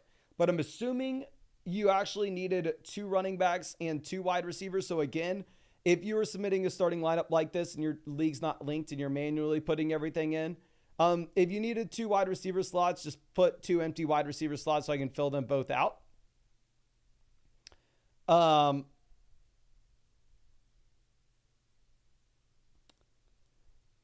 And in that case, I would go James Cook as my second RB. I would go Amari Cooper as my second wide receiver. And then we're going to go Terry McLaurin in the flex. So if not, if you really only needed 1 running back, 1 wide receiver, and 1 flex spot, this is how we would fill it out. But let's move this over and answer some of the questions that we have in the live chat. So if you have any questions, please go ahead, drop them in the chat. I'd be happy to try to get to as many as I possibly can. And also, we've been live for over an hour. I mean, obviously, we are live streaming for 4 to 5 hours every single day, trying to answer as many fantasy football questions as possible. So if you've not gone down there and hit that like button yet, I don't know what you are waiting for. Make sure you fix your life. And yeah, if you have any questions, drop them in the live chat right now so I can try to get to as many of those as I possibly can. Okay. Now, let's see. Anthony says, Puka or Addison need to start one. I do want to reiterate, Puka is not startable this week. If you're super excited about Puka, you can go ahead and, they actually took this down. Do we have a new projection out for Puka Nacua at this point? They took Puka down. Did some news come out here in Los Angeles? Maybe we're going to have to wait, but the Puka Nacua was higher or lower 30.5 receiving yards. So yeah, the projections with Puka, extremely low. Like we said, he was at 30.5 receiving yards, whereas Jordan Addison's up at 45.5 receiving yards, higher or lower. I think you just have a much higher floor with Addison. I'd rather have Puka rest of season.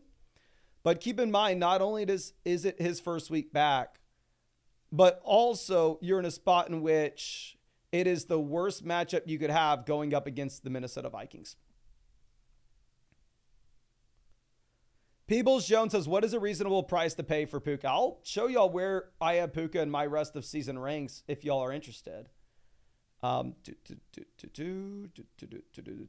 obviously, if you ever want to see my rest of season ranks, just go over to the site, hit add expert Mason Dodd. If you are a free member, you should be able to see the expert average here by default. But if you have a paid account, you can actually just sort by my rankings in particular. And I have Puka Nacua ranked as a mid wide receiver 2 rest of season.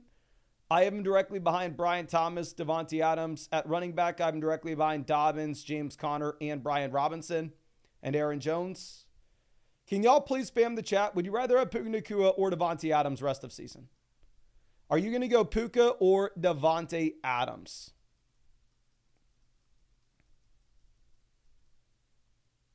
Please let me know in the live chat.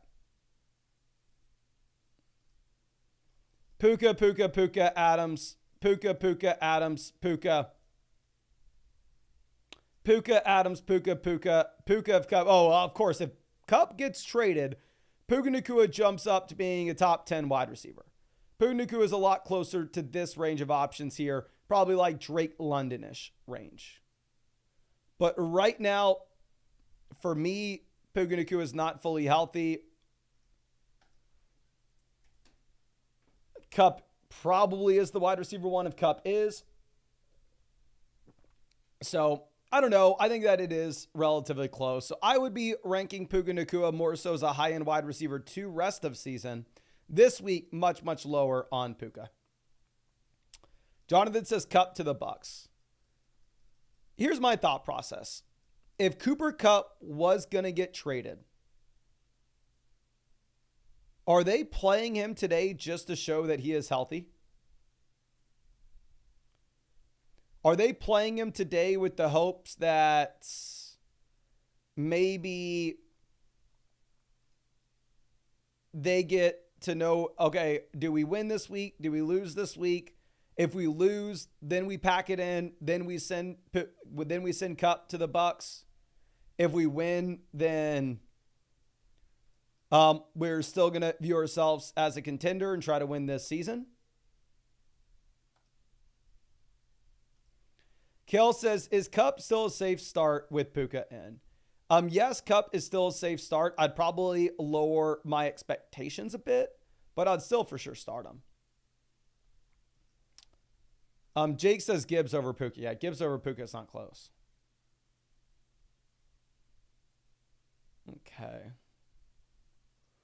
Stibler says, should I panic on Kamara and Montgomery? No. I mean, we even had Montgomery as a sell high candidate last week. But when we had Montgomery as a sell high candidate, we were coming through and saying, oh, just got to be realistic. Is Dave Montgomery up in the range of Bijan Robinson, Breece Hall in running backs rest of season in a full PPR format? Probably not. He's not going to have that type of receiving usage. Is he a top 24? Is he an RB2? Yeah, probably.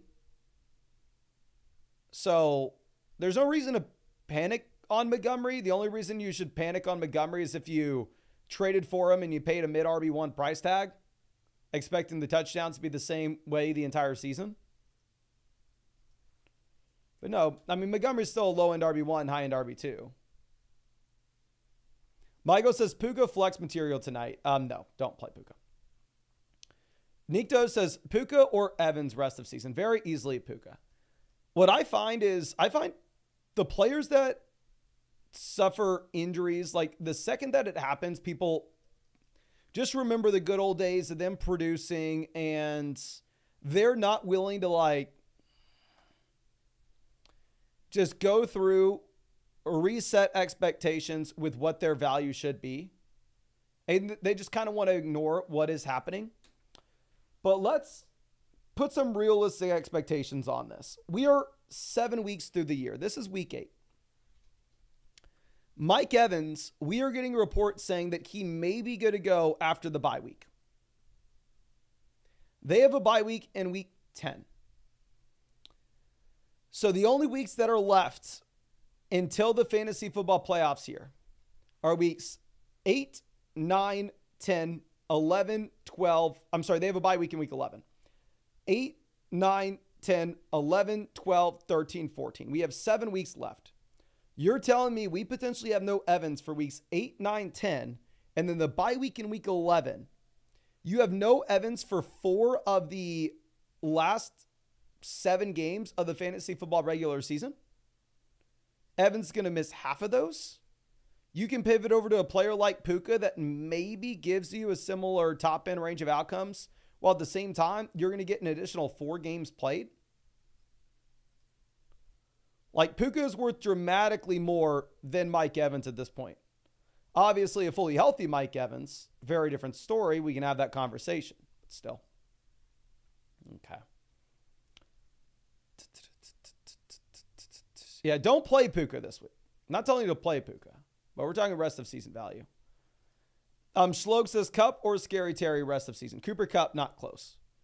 We did this in the live stream last night, but I know a lot of people are coming out saying like, oh, Scary Terry's an elite wide receiver 1 now that Jaden Daniels is good. I hear the word get thrown around a lot, elite for Scary Terry. Scary Terry right now is the wide receiver 18 from a points per game perspective. He's a mid wide receiver 2. It's not to talk down on him by any means. Like, if he finishes as the wide receiver 18, it will be the best finish that he's ever had in fantasy football if you're looking at points per game, full PPR. But Scary Terry's not elite. Cooper Kupp has an insane level ceiling. Okay. Now, moving this over. Chandler says Bijan or Kamara rest of season. If you're playing in a full PPR format where Kamara is still getting the receiving usage, I think you probably go with Kamara. I'd rather have Bijan this week, however, because obviously expectations are lowered with the New Orleans Saints offense with no Derek Carr. So let's move this back over and let's get this to some more questions on the site. And again, of course, if you ever wanted a guaranteed answer on the site, you can always go to the expert advice button in the top right corner. There you can send a super message, a start sit question, a trade question, or a team review, whatever you're wanting. You could also just follow the link in the live chat that says ask a question here. Now, of course, I would recommend taking advantage of the offer that we have with Underdog Fantasy, where this is the cheapest way to get you a team review. Or if you go over to Underdog and use promo code FLOCK, you'll get a 50% deposit bonus up to $1,000. Plus, at the same time, you're going to be getting a free Matthew Stafford pick, more than less than half a total yard for the game tonight. And exclusive to code FLOCK users, you're actually going to get an additional Malik Neighbors free pick, more than less than half a total yard for the game on Monday night. Plus that 50% deposit bonus up to $1,000, plus a free team review in the live stream that we're doing every single day. Just make sure that you set up an account on flockfantasy.com with the same email address as your account on Underdog Fantasy. That way we can accredit you with that free team review voucher. But let's go ahead and let's refresh this and see if we can get to some more questions. Now, Motor City team name was Kevin O, which does look like it was changed, so please let me know what the team is.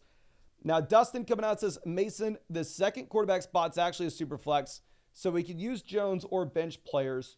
It's a shallow 4 spot on the bench. So let's go ahead and let's first choose our flex. Our flex will be Javonte Williams over George Pickens.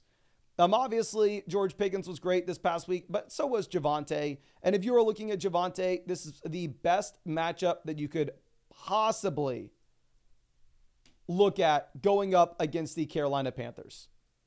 Where, I mean, currently you do have, I want to say the Broncos is 9.5 point favorites. And then going over here, I would start Daniel Jones in the super flex over George Pickens. It's not the easiest call. Daniel Jones is in a really tough spot. Should be the worst offense in the NFL and a tough matchup against the Steelers, but I still think we run with it. Now, mixing things up says, unsure if I should be trading up at running back or stick with the team. Currently 3-4. Much appreciated. Much love, my guy. Looking at this, we go ahead and we take Chase Brown here at RB2, and you're going to get potentially Pacheco back in the long term. Best wide receivers we have on the bench are Devonta Smith. I would start Smith over Terry McLaurin with no Jaden Daniels. And if you wanted to trade Terry and a running back to go get an RB upgrade, you can. Now, Bokosh coming out with a team review. Appreciate you, my guy. Going to be excited to check this out. This is a 12-team app PPR double flex. And first with the most points scored, traded Pollard Juju for Nico Jameson. Absurd.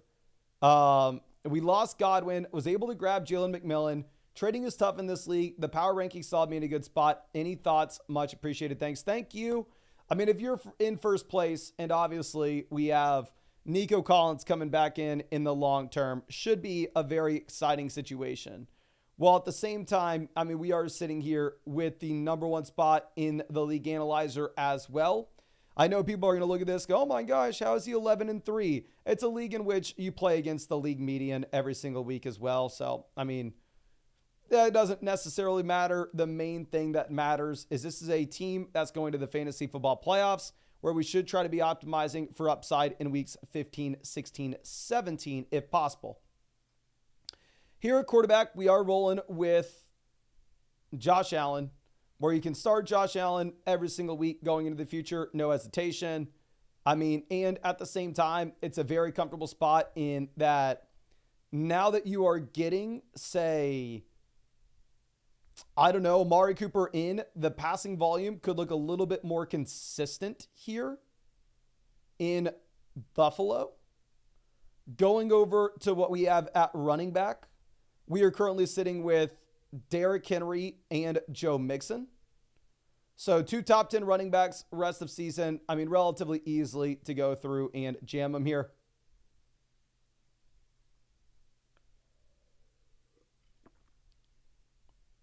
Bucky Irving, okay depth piece. Singletary, Pierce, Justice Hill. Running back depth is maybe a question mark in this league. When we have Mixon and Henry, it does make things a lot more appealing. It's a league in which you can start up to 4 receivers weekly, so the depth does matter a bit more. Going over to what we have at wide receiver, we're rolling with Jefferson, Nico, Amari, Jameson. So we not only have the Nico injury, the Godwin injury, but we also have Jameson out for the next few weeks as well.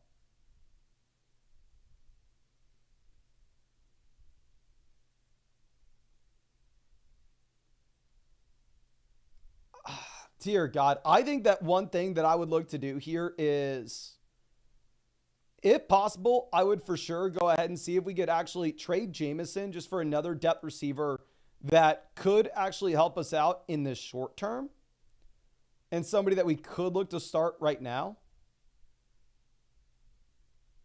Going over to what we have at tight ends, we have Jake Ferguson. Where, I mean, this is a tight end that we should be able to start with confidence. I think it's a great team. The issue is that in the short term, the depth is very much lacking in a league that needs depth based off us having no Nico, having no Jameson, having no Bucky. Singletary loses the job. Going over to some options of what we have on the waiver wire right now, I do think that there are maybe some appealing handcuff players like Trey Benson, as an example. If you wanted to go out there and pick up Trey Benson and drop Dameon Pierce, I would. If you wanted to drop Justice Hill and pick up the Blake Corum, I would. Not that we think that these players will be anything outside of an injury, but if you were to get an injury to Kyron Williams, or if you were to get an injury to James Conner, then all of a sudden they do become exciting. Going over to what we have with the waiver wire wide receivers, I would drop Troy Franklin for Josh Downs. Downs was able to practice in full this week. Sounds like Downs may be playing. While I'm not super excited about Josh Downs with Anthony Richardson under center, I think I'd be more likely to start Downs than I would be Franklin. So I dropped Franklin, honestly, for either Downs or Gabe Davis, preferably Downs. And then obviously with this team, with the injuries that we have at receiver, I don't think we're looking at waiver wire tight ends or QBs. So I really think the only moves that you can make with this team is seeing if we could get anything for a trade of Jameson. We're not expecting much, just a viable wide receiver right now. Like selling Jameson for Tyler Lockett could be decent. And then also making those waiver wire swaps. But it's a team where we're dealing with injuries that at the same time, we're 11-3, so we can't just be thinking long-term upside here. But I really appreciate you and really hope that I was able to help you out in some way with this. Again, thank you so much for always being out here in the live stream. Now, Gaglin coming out with a trade question. Here we're sending Allen, Jacobs, Higgins for Goff, Taylor, London. Jacobs to Taylor upgrade, Higgins to London upgrade, Allen to Goff, massive downgrade. I think you are getting the best two players, however, with Jonathan Taylor and Drake London. So I hate downgrading from Josh Allen like this. Even if Goff's been playing great, Goff doesn't have the rushing upside that you get from Allen. But I think when we're getting two guys that are borderline round one picks, if we were to redraft today, it does make sense. Now, Jay Dollar coming out with a super message. Says, drop one with the rest of the season in mind. Rome, Trey Palmer, Pop Douglas, Ricky Pearsall. Trey Palmer very easily. I know most people may drop Rome with how he started off slow, but I mean, in the case of Rome, you're looking at a top 10 NFL draft pick with a great prospect profile attached to a rookie quarterback that's improving. Now, Todd Gillen coming out says, really pinched at receiver, need a win this week. Oh, this is brutal. Pickens is an absolute must-start name here. Dear God. Please tell me we have a strong running back. It's a league where you're having to flex a tight end. This freaking sucks.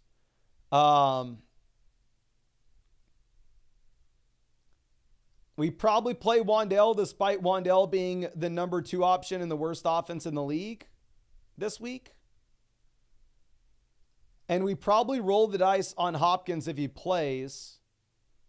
If he doesn't, then you pivot over to Rome Odunze. There's no scenario in which I ever want to play Rashad Bateman or an injured Quentin Johnston. Now, Case Soliner coming out with a trade question says, currently 7-0. We have CMC on the IR and would like to get some value from Mason. We need a boost at receiver. Okay, Baker to AR.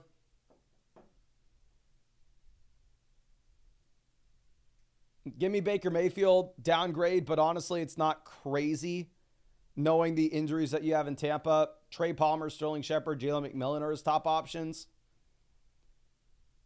George Pickens to Rome Odunze, downgrade. Christian Kirk to ETN, upgrade. Jordan Mason and Nico Collins, massive upgrade. If it wasn't for the injuries that we had to Godwin and Evans, making it where I don't even think Baker's much more than a streaming quarterback at this point, I probably don't make this deal. But now that we should expect a significant hit in this Tampa Bay Buccaneers offense, I think I probably would prefer to just go over, and I would prefer to get the elite asset in Nico Collins on a 7-0 roster. Now, White Mamba coming out says, hey, Mason, formerly known as Survive, my team is in shambles after losing last week. Need advice. Thank you. Thank you. Quarterback. Oh, dear God. We had 2 of the best quarterbacks in fantasy. Now Daniels is hurt. Now Baker has nobody in his offense. So it is a much, much tougher situation. Obviously, we're playing Baker if we have to go with one of the 2. Wide receiver, we're going to go Romeo Doubs and JSN with no Metcalf. And then down in the flex, I would love to go with a running back, but we just simply can't. You have to play Romeo Doubs. But the injuries that this team has seen is just brutal. Yeah, survive is a good way to put it because you just have to survive until we get CMC and Pacheco back in. Now, Saram, always happy to see you coming out with one of those free start sets. Here at the flex, we are going to go ahead and we are going to take either Jordan Addison or Terry McLaurin. We will go with McLaurin over Addison. It's definitely closer this week than it would be most. Just because obviously you have a very strong matchup for Jordan Addison. And at the same time with Terry, you have no Jaden Daniels. But I still think you go with McLaurin. Now, Cali Kid coming out with the start test says, what's up, Mason? Are we playing Puka tonight if he plays? And we go Dak or Sam. You're going to go Sam Darnold in a good matchup where Dak has a brutal spot against the Niners. Running back, Javante's a must-start player with how good his matchup is. Wide receiver, Brian Thomas Jr. is a must-start name every single week. Going over to the tight end, we are going to take Cade Otton over Laporta with the injuries that we have in Tampa. And then going down to the flex spot, we have no Evans. Puka Nacua, I don't think is playable this week when you have somebody like Marvin Harrison Jr. It's really either going to be Harrison or or JSN with the DK Metcalf injury. But I'm going to go with Harrison, hoping that we get some more passing volume in Arizona in comparison to what we have seen. Now, Bodie coming out with the start says, I'm 3-4 and in 6th place. I know Olave's good, but no Carr. Really missing Nico right now. And should I hold Marvin Harrison Jr.? Yeah, I mean, now would be a very tough spot to sell Harrison. This week, we're definitely going to play Harrison. I don't think Olave is someone you want to start with. No Carr. I think you can even go Tracy. But yeah, you are going to have to play Olave here. I absolutely hate it. If you look at sports books right now, they are projecting out the New Orleans Saints to be a bottom 3 offense in the I say actually a bottom 5 offense. I think that they're 3 or 4 teams below them. But a bottom 5 offense in total points scored. Like, it is hard to make an argument that Olave looks super exciting, but still, at the end of the day, you have no Shaheed, so you should absolutely dominate targets in his offense. We just need to get Hopkins fully ramped up here in KC, and then get Nico Collins, obviously, back. But Texas Radar says, strictly rest of season, Ramondre on the waiver wire. Is it worth dropping D or... Okay, Dowdle or Chubb with Bijan on the week 10 bye, so looking at matchup. For me, I would not move off of either Dowdle or Chubb for Ramondre Stevenson. I think you leave Ramondre on the waiver wire. I'm saying this as somebody who has Ramondre Stevenson on their own team. I absolutely hate it. But this is a situation in which now JaMychal Hasty is getting a considerable amount of usage. So this is a 3-man running back by committee and an offense that appears to have some life now that you have Drake May under center, but still with one of the worst offensive lines in the NFL. So I think that we don't pick up Ramondre, even though it friggin' sucks, if these are the guys that you would have to drop. Yeah, that's what you confused me. I was looking this up on the other monitor because I was like, I thought the Falcons had a week 12 bye, but I'm not really taking into consideration the bye weeks. To my knowledge, Dowdle's week 7, Chubb's week 10, Ramondre's week 14, and Bijan's week 12. But I don't think it matters too much here, to be honest. But yeah, I appreciate you. I hope I was able to help out. I hope I'm wrong. I hope Stevenson comes out and crushes. I hope you're coming to this live stream tomorrow and going, or Monday going, what the hell, Mason? You screwed me. Hopefully. But Chickle coming out with our next question says, currently on a 5-game streak. Any suggestions would be appreciated. Thank you in advance. Thank you so much for taking advantage of that Underdog promo. We'll be excited to check this out for you. But anyway, this is a hands off my Big Ripe Mangoes team name. Interesting team name. I don't know if this is something that I don't understand. But it is a 12-team league in which you start 4 receivers weekly. So it is a league in which the wide receiver depth does matter a bit. It's not as easy as saying, oh, okay, we just want to go through and we want to do everything we can to sell wide receiver depth pieces and get an upgrade inside the starting lineup. Now, you have to have a well-balanced approach with this. But starting off at quarterback, we are rolling with Dak Prescott as well as Baker Mayfield. So, we can't play the matchups with these guys going into the future. Obviously, Baker had been a top 3 quarterback in fantasy, had been phenomenal. Now I think we lower our expectations for sure, considering the fact that you are dealing with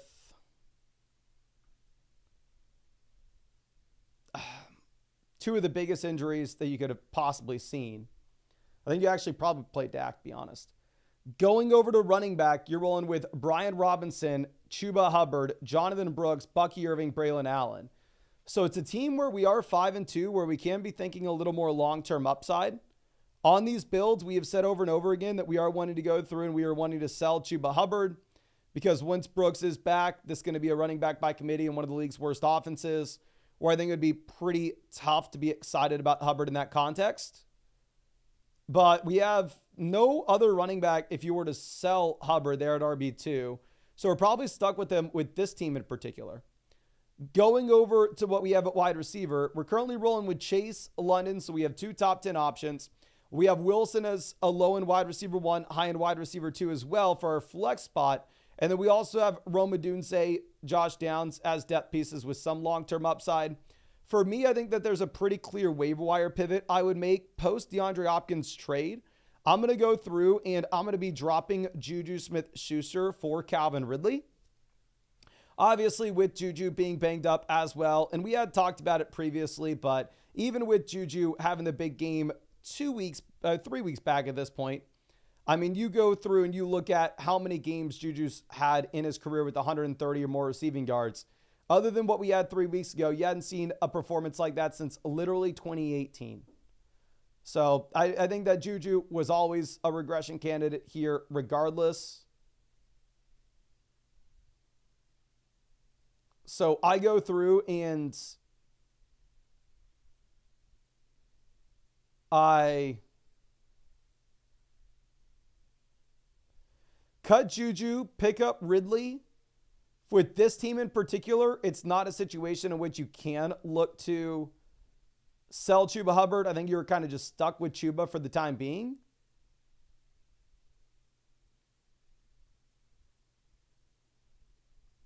I'm trying to think if there's realistically anything that we can have here for this roster.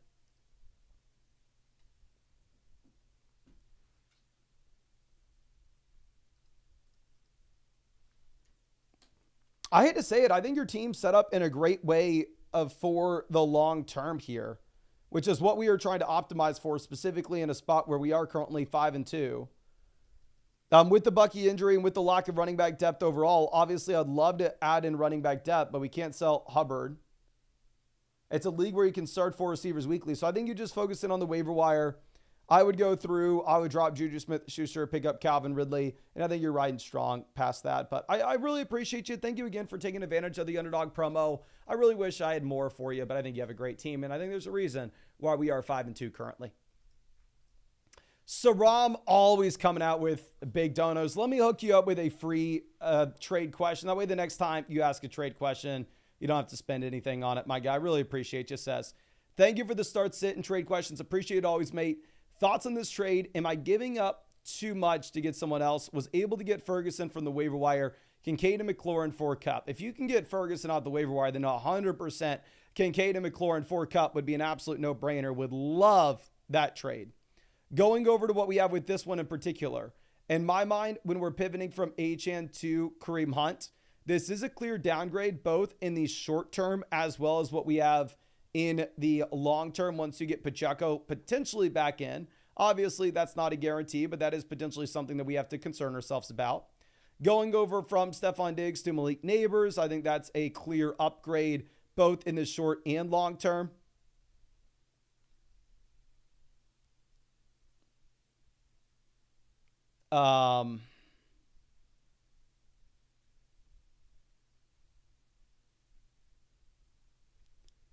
So I would love to know what y'all have to say in the live chat. Could you please spam? Would you rather have the Achane or the Kareem Hunt side?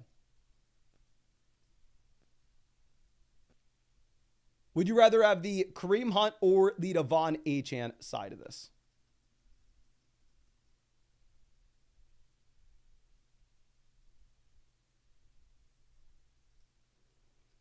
We have Achane, Hunt, Achane, Hunt, Achane. Obviously, I'd rather have Achane over Hunt rest of season. It's just about getting that upgrade over from Diggs to Neighbors. But yeah, I mean, Hunt could effectively be a 0 here. So I love the Cup trade that you've come up with. But this one in particular, I think you probably just go ahead and hold on to Achane with with Tua coming back in. And I sent you that other free trade question. So if you have any other trades that come to mind, you can send that over to my way for free. But Adidas Fit coming out with our next question. Here, Alvin Kamara must start name every single week in a full PPR format regardless. And then going down to the flex spot, none of the receivers come close to the running backs here. It's really either James Cook or Jordan Mason. I'm assuming most weeks going into the future, the answer will be James Cook. But for now, Jordan Mason will be the play with no CMC and in a great matchup against the Dallas Cowboys. Now, Andres coming out with a start-sit question here. A wide receiver, we're going to go ahead, and it's tough. I'm not going to play Puka. We roll the dice that Deontay Johnson or Zay Flowers plays. We go with Flowers if he is good to go. Going down to the flex spot, we hope that Deontay plays, and if Deontay doesn't, you go with Tracy. So effectively, your plan is to go with Flowers and Deontay Johnson, and if either one of them miss, where neither of them were at practice today, then your backup option will be Tyrone Tracy. But Tracy is a brutal matchup, and at the same time is in an offense that projects to be the worst offense in the NFL this week. Now, going over to our next question. This one's coming out from Your Socks United, or Untied. It says, hey, Mason, love all the work you do for fantasy. Been watching for a bit and look forward to hearing what you have to say. I do have a pending trade to acquire Amon-Ra and Najee for Debo, Evans, Bucky. Bucky to Najee, upgrade. Evans, Debo to Amon-Ra. If we need a win right now, probably St. Brown. But I'm not sure if that's too much. Again, thanks for all your help and insight. Much appreciated. Much appreciated, my friend. I mean, if we are looking at this team, the main thing in terms of if you are wanting to go through and sell effectively Evans and Debo for Amon-Ra St. Brown and a running back upgrade, it's do we need the production right now, or are we looking at production for the long term? This is a team that's currently 5-2. It's also a team where you can start up to 4 receivers weekly, so wide receiver depth actually does make a difference. So I think with a lot of the spots you would be in, it would make the most sense for you to go ahead and in maybe a 10-team league where you start 2 wide receivers, 1 flex, to potentially go and just get the best player with Amon-Ra St. Brown.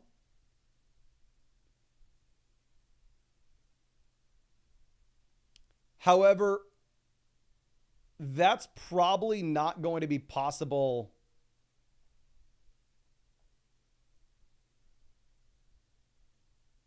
here, especially if we're thinking for the fantasy football playoffs where depth does matter.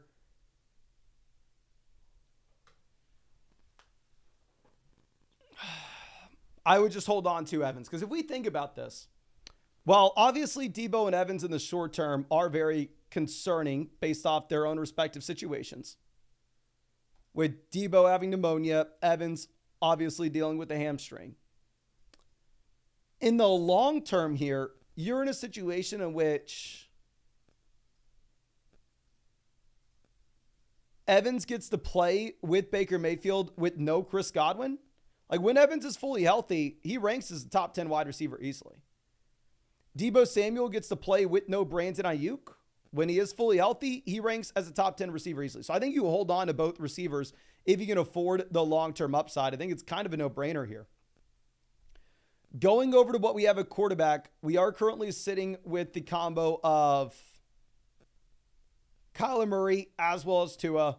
I mean, we can definitely get by with this quarterback room. Obviously, Kyler Murray gives you some rushing upside here. Tua should have the passing volume. If it was a 2 wide receiver, 1 flex league, I think you would want to go out there and you want to pay up and get the elite level quarterback. But here we're probably fine. Going over to what we have at running back, Bijan locked and loaded RB1, super strong option. DeAndre Swift, I actually have Swift in the flock league myself as my RB2. And what I am probably going to do here is I'm not going to be looking to sell DeAndre Swift this week in a great matchup against Washington. I actually think we have another week or 2 out of DeAndre Swift, and then we look to sell him afterwards, where if you are looking at what you have with DeAndre Swift specifically, I want to say starting in 3 weeks, you have about a month of the toughest matchups you could ask for, multiple games against the Lions, the Vikings, the Niners. So I think long-term Swift could be a sell here. Obviously, the running back depth isn't phenomenal, though, so we definitely need the Swift production in the short term. Going over to what we have at wide receiver, we have Nico Collins for the long-term upside. We have Debo Samuel, who was at practice and sounds like he is playing this week, which is going to be something that this team absolutely needs. We have Waddle with Tua back in, must-start option. We have Devonta Smith with, in my mind, a bounce-back spot here in a game where they're going to have to throw the ball a bit more.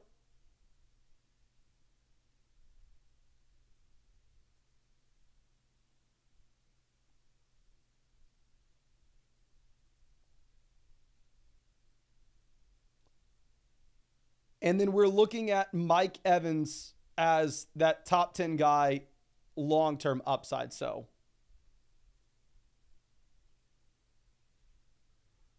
I think this is a phenomenal team set up for weeks 15, 16, 17, which is what we are wanting. I think really the only thing that we can say is once we are beginning to get some of these injured players back in, you could see a situation in which it does make sense for us to make a 2-for-1 deal where we sell DeAndre Swift and a receiver like Jalen Waddle and go get an elite level running back for the fantasy football playoff stretch, which is clearly what we do need to be thinking about here, considering the fact that we are 5-2. We want to be thinking long-term upside. Going over to tight end, we have Ferguson and Hunter Henry. So Ferguson must start option every single week. I actually wouldn't mind if you wanted to go through and if you wanted to actually pivot off of Henry and not roster 2 tight ends. But Hunter Henry is exciting, of course. I wish I had more for this team. I think you're in a phenomenal spot. I think that this is a great squad. We're dealing with the Nico, Debo, Evans injuries, but at the same time, we're 5-2. It's a league where wide receiver depth matters, so you can't really look to sell any of these receivers until you get some of the others back. But once that happens, I think we look to sell DeAndre Swift and a depth wide receiver to go to get a stud RB2.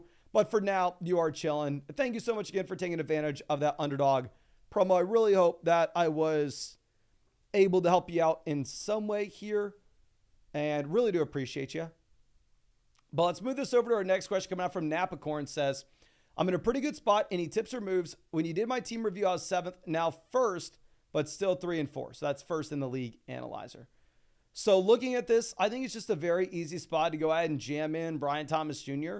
With how strong your running back room is and how much depth, if you wanted to package together maybe Pollard and another RB to go get a 2-for-1 upgrade there, I think you could.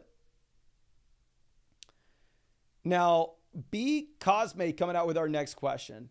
Here, this is Jordan Mason, Cooper Kupp versus Tyreek Hill. Ooh. This is a very interesting situation. I know if I'm sitting here at 2-5, it's a no-brainer. I want the Jordan Mason and Cooper Kupp side. If I'm 2-5, if I'm 3-4, I think that you need to go ahead and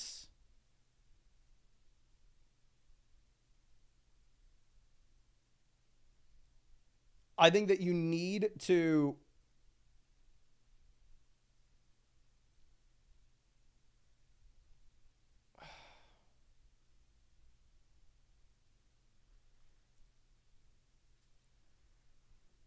take Jordan Mason, who looks like a must-start running back every single week until you end up getting back in.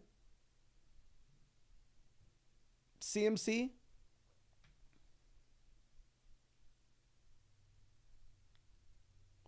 But if you're 5-2, if you're 6-1, and you're just thinking about the playoffs where CMC will presumably be back at that point and Jordan Mason may be a 0, I definitely prefer Tyreek Hill in that instance.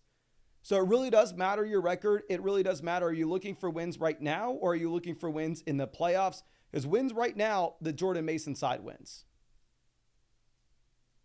Let's move this over to our next question. This one coming over for Goose. This is another one of those free team reviews. Says, with the Godwin injury, do we need to make a move to get a wide receiver 1? This is a 10-team league in which you only start 2 wide receivers, 1 flex. Team name is Belt to Ass LLC. Pretty funny. And here, 2 wide receiver, 1 flex formats. The wide receiver depth just simply is not going to matter. Let's see. Danny says, last chance to hop on the May High before he carves you up in week 10. Danny. Let's go through and let's look at something real quick.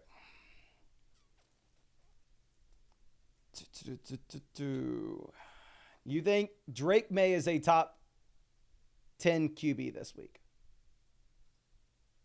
When you are looking at sportsbooks putting out the Patriots with a projection of only scoring more points than the Titans, Saints, Raiders, Panthers, Giants. Right now, the Browns are projected to score more than the New England Patriots this week. I'm sorry, my guy. Drake May looks good. He gives the Patriots some hope. I don't think the Patriots are the worst offense in the NFL anymore, but I still think that Drake May is probably not a top 10 quarterback in fantasy. He definitely can be in Dynasty. He can definitely continue to improve, but to put him there right now, I think is a little bit aggressive, even if he had a good 2-week sample. I mean, he did just play the Jacks. I gave you your props. It was a phenomenal call that you started him last week. But anyway, let's move this back over. 5-2 team. We're thinking long term. Quarterback, we have Stroud, Caleb. You are able to play the matchups with these guys going into the future. Obviously, Stroud doesn't look as exciting with no Nico Collins here. We have seen the passing volume kind of trail off, where they are looking to go through and they are looking to run the ball consistently in Houston. Going over to what we have with the running back position, you are looking at both Saquon Barkley as well as Jonathan Taylor project out to be top 10 options in the long term here. Brian Robinson, Najee Harris, great running back depth pieces. I mean, Brian Robinson, I'd be super excited to put in the flex. Najee Harris could help a team that needs a running back. We just simply don't. So the very, very easy trade here is we're going to try to sell Najee Harris with one of our receivers to go get a wide receiver upgrade, or Najee Harris with Stroud to go get a QB upgrade. I think you're going to get way more value by selling Najee than you would Dowdle. Obviously, we don't particularly need Dowdle with this team either. I just don't think anybody's going to be paying you up to get Dowdle, even if they needed an RB. Like going through and looking at some of the teams that maybe need some help at running back. This team has Chase Brown, Javonte as their top 2 options. I could very easily see them paying for Najee Harris. I mean, we can try to sell Najee Harris and CJ Stroud to go get to Jalen Hurts. If possible, I think that would be a phenomenal move. Going over to maybe a different squad that needs some help at running back. This team has Tank Bigsby as their RB2. They have Jalen Waddle at wide receiver. I mean, if you could sell like Najee Harris and Jacoby Myers, or Najee Harris and Michael Pittman to go get Jalen Waddle with Tua coming back in, I think that would be a move I'm looking to make as well. I will say I'd probably prefer going and making the trade for the elite level quarterback, however, just because wide receiver depth doesn't matter here, because it is a 2 wide receiver, 1 flex format. So at the very most, you can only get 3 receivers into this lineup. While at the same time, I mean, if you're looking at this, you do have the combo of Brian Thomas, Devonta Smith, Amari Cooper all in at wide receiver. So it's a very strong wide receiver room. Going over to what we have at tight end, we're rolling with David Njoku as well as Kate Otten. So I really like the team top to bottom. Really, the only question comes down to what can you get for Najee Harris? And if you're able to trade Najee in a 2-for-1 deal to pivot over to an elite level quarterback, or if you're able to trade Najee Harris in a 2-for-1 deal to go get that wide receiver you're more excited about for the potential flex, I think that's what we are looking to do if we can take advantage of an RB needy team where Najee Harris just will simply never hit our starting lineup. Now, Demordach coming out says, need your opinion on who to start between Chubb, Pickens at the flex and who to start at tight end between Ingram and Njoku. So here we're going to go Swift over Hubbard. Here at tight end, David Njoku versus Evan Ingram is extremely close for me. Obviously, you had just a massive amount of targets going in the direction of David Njoku. Looks like the passing volume will be a little bit better in Cleveland going into the future as well. However, with that being said, I still probably go ahead. I still probably take Evan Ingram, where we have seen the large sample of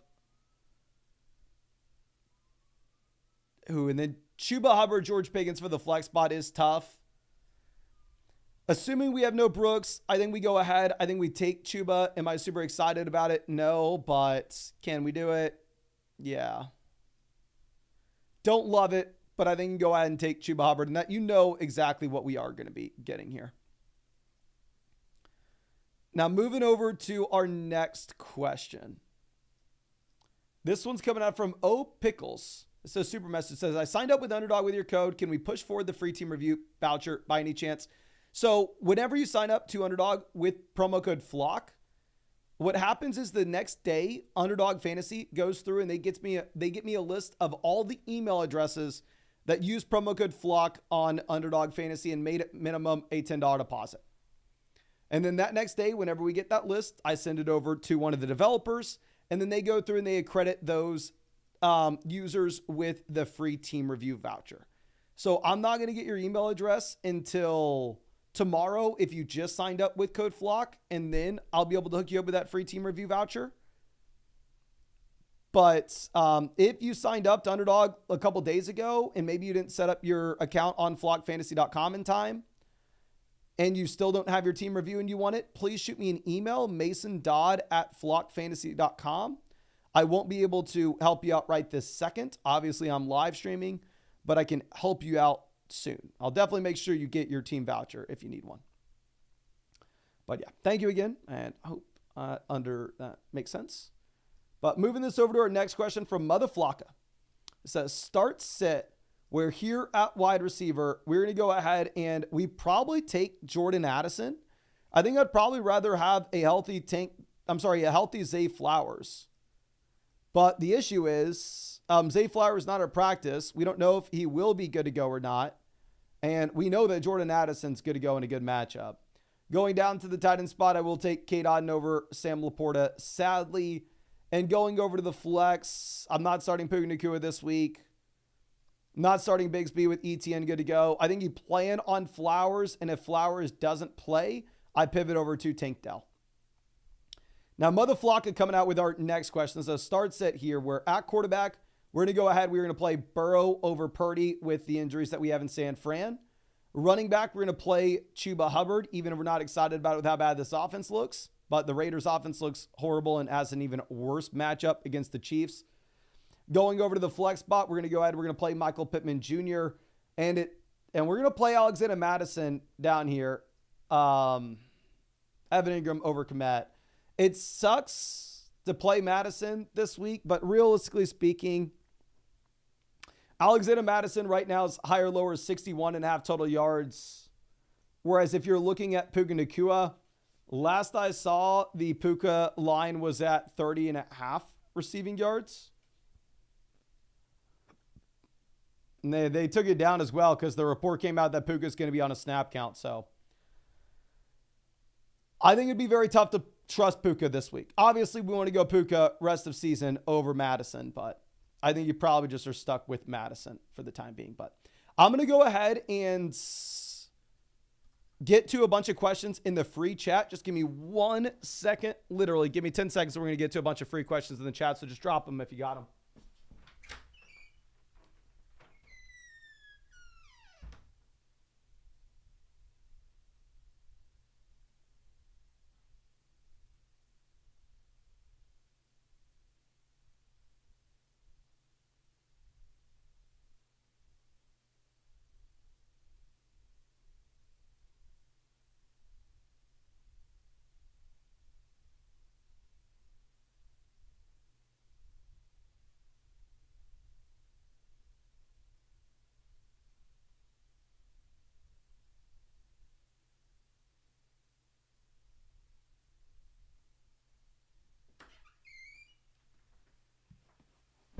Okay, moving this over to some of the questions that we have in the live chats.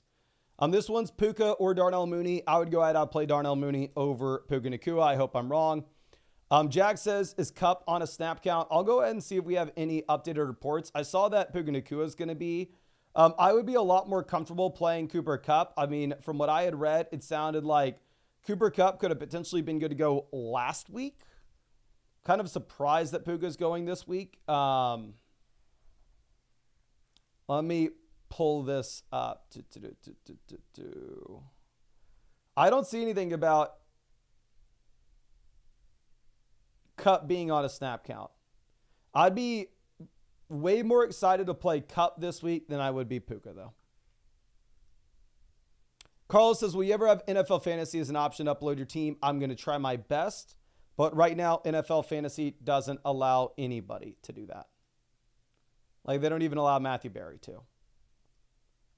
And I think Matthew Berry, who works for NBC, probably has a little bit more pull than I do. Obviously, I'll try to explain to him, hey, come on. Do you ever hear of Underdog Fantasy? You know how much I won? You ever hear of Flock Fantasy? I'll try to explain to the NFL why they need to hook us up with access, but will maybe be a little bit of an uphill battle. Maximo, will Puka play at his level minimum of 14 points? I hope so, but probably not. If I had Puka Nacua would not be in my lineup this week. I'm putting him on my bench. I'm hoping that we get a strong performance.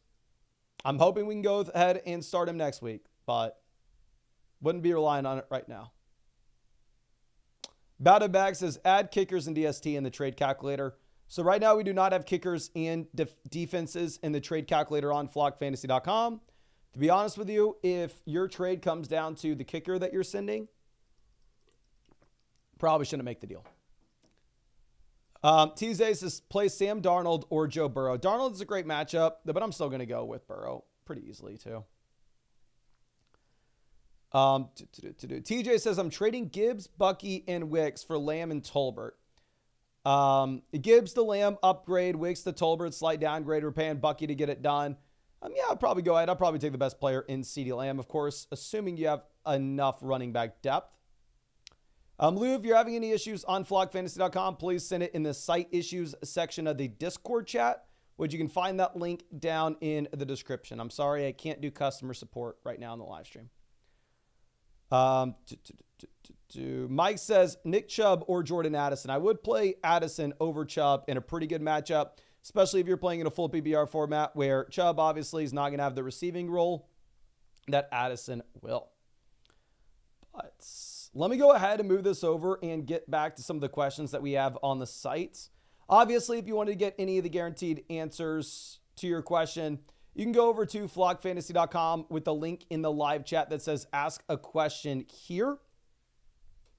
Or you can just go over to the site, hit the button in the top right corner that says expert advice. Then you can send in a team review, trade question, start sit question, or a super message, whatever you are wanting.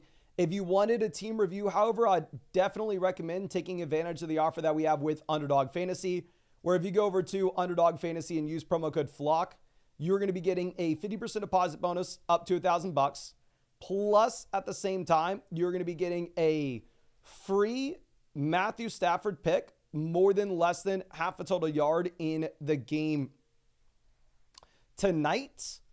And I actually got Underdog to hook y'all up as well with a free Malik Neighbors pick, more than less than half a total yard here, where this is available to literally anybody who has used promo code FLOCK on Underdog Fantasy ever, whether that was today, yesterday, tomorrow, or 3 years ago. As long as you use code FLOCK, you should have the Malik Neighbors pick, more than less than half total yard for Monday night. And then also that free team review. Just make sure you set up an account on flockfantasy.com with the same email address as your account on Underdog Fantasy. That way I'm able to hook you up with that free team review voucher. But let's move this over to our next question. We're still waiting for Motor City Roar to let us know the updated team name. Now, Diego coming out says, should we drop Downs, Ridley, Geno, or Algier for Hopkins? We have Hurts, but people with no quarterback like Geno.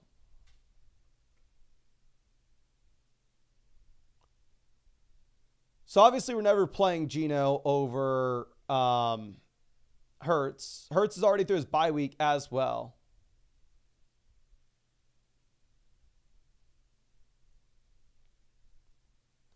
So for me, yeah, I probably would go through. I would drop Geno Smith for DeAndre Hopkins. Maybe it's different if there are a total of 0 quarterbacks on your waiver wire, where it'd be impossible to get a backup option if Jalen Hurts were to get injured. But no, I think you just drop Geno. You don't need a backup quarterback when we have Hurts. Now, Pickle's coming out with these start sits. Says, my team hasn't changed in 4 years. Is this a dynasty league? It definitely changed when we have Marvin Harrison in it, my guy. But anyway, looking at this, I think that you are going to go ahead. You're going to start Kupp and Harrison. Not super excited about the Harrison call. I would honestly go Dobbins easily in the flex. And if Travis Etienne plays, I think you could make an argument for Rico Dowdle over Tank Bigsby in a full PBR format where ETN won't have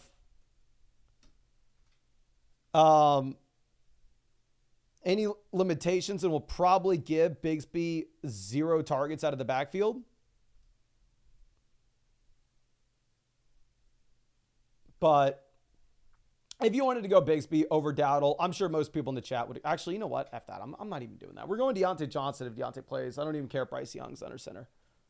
Like Bigsby, I invested so much into him in underdog drafts. Like, y'all know how y'all are annoyed with me saying like, oh, I won 150,000 a couple years ago, blah, blah, blah, blah, blah. I know it's a running joke. But we may end up winning more than that if Bigsby keeps crushing the way that he has. Like, I am rooting for Bigsby more than anybody else. But if it's a full PBR format and ETN's back in, I think Deontay's probably the better play. But I see you in the chat, and I do appreciate you, my guy. And I wouldn't fault you if you wanted to go with Bigsby, but that's just my personal preference. Now, moving this over to our next question. This is coming out from Forrest. Says Puka or Pollard? You definitely go with Pollard. Pollard, garbage offense, garbage matchup, but at the very minimum, I mean, you are getting the baseline role that we know we can expect, especially with no Tajee Spears. Really, I think the main question you would actually have would be, are you going to be going with Pollard or Addison? But there, I'm not going Puka over either guy. Now, huge coming out. This is Aaron Jones, Malik Neighbors versus CMC. It's very easily going to be Aaron Jones and Malik Neighbors for me. If you told me, Mason, I have insider information, I'm Christian McCaffrey's dad, and I know that he is going to be 100% after the bye week with 0 limitations, then I think you could go McCaffrey. But I think you're taking on all the risk if you're making this deal, and we're not really getting any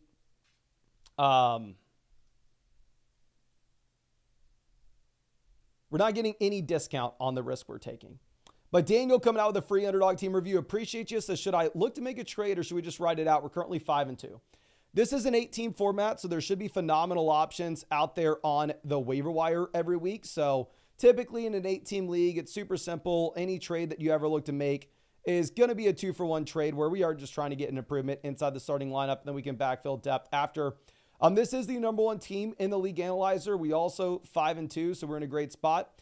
Best waiver wire options would be Keenan Allen, Alexander Madison, Ricky Pearsall, and Christian Kirk. For me, I would go ahead and I would drop Juju Smith-Schuster now that Hopkins is going over to KC, and I would pick up Keenan Allen, to be honest with you. Going over to quarterback, we have Russ and Daniels. I would personally drop Russ, and I would actually be playing Sam Darnold this week. I know Russ gets you the 37 points for the Steelers offense, and he had the rushing touchdown last week. But if we take a step backwards and look at who Russ has been over the past few seasons now, it is tough to say that Russ is a quarterback with rushing upside. Looks more like a one-off than anything. So I would probably just go with the quarterback I'd prefer this week because we're starting Daniels, obviously, going into the future. So drop Russ and pick up Darnold. Going over to running back, we have Henry, Bijan, both RB1s, even in this format. We have HN, Dowdle, White. It's a great running back room. Wide receiver, we have 2 wide receiver ones, even in this format with Jefferson and Neighbors. We have Nico for the long-term upside, which is what we want on a 5-2 team. We have Jalen Waddle with Tua coming back in. We have the tight end one in fantasy with Kittle. So I absolutely love the team. Obviously, any chance you ever get to make a deal where we send 2 players for 1, open up a roster spot here in an 8-team format, you already know that's what we are looking to do. But even with that being said, I mean, I think that you're in a really good situation to just go ahead and I don't know, roll with the team as is. It's the strongest team in the league looking at the league analyzer. And at the same time, we are sitting at 5-2. So realistically speaking, it is tough to come up with many things. Obviously, I want to make those waiver wire adjustments that we have. But in terms of trades, I think you're possibly a little bit limited here. But really appreciate you and hope I was able to help you out in some way with this. And again, if there's anything else I can do for you, don't hesitate to reach out to me and let me know. But Morgan coming out with our next question says, tempted to start Puka in the flex. Let me know your thoughts. Love the channel. Really appreciate you. I would rather not start Puka if we can avoid it. We're going to definitely play Jordan Addison. However, with Addison, obviously, since he plays on Thursday night, we don't want to put him in the flex. We'd rather put him in at wide receiver in case anything happens. Throw London down in the flex. And then the other flex spot that you have, I would go Ramondre Stevenson potentially here. I mean, I think Puka Nacua probably has a higher ceiling than Ramondre does. But I think you get the floor with Ramondre with the workload. Whereas I just have no idea what the ceiling cases with Ramondre, which is the issue against the Jets. But I mean, Puka Nacua could end up playing 10 snaps. We just simply don't know. So my base assumption here is if you have a player that's guaranteed to see opportunity, I'm going with that player over Puka Nacua this week. Now, obviously, this will probably be the only week that you ever go through and you ever play Ramondre here. But personally, I think I would. Let's move over to our next question. It's coming out from Mavium, coming out with a massive dono. Let me go ahead and hook you up with a free start sit question. That way, next time you send one, it is free for you, my friend. It says, thank you for the previous advice. Do we play Cup even if it's his first day back? Same question for JT. Cup, JT, I don't have nearly as many drawbacks with. Yes, we are going to play them. This is a phenomenal team. JT, Kenneth Walker, wide receiver. Never mind. This is the craziest team I've ever seen in my entire life. You don't need to play Cup if you don't want to. If you want to go Jacobs instead of Cup, not going to fault you for it. I think 99.9999% of teams, yes, you need to go through and you need to play Cooper Kupp. But here with this one in particular,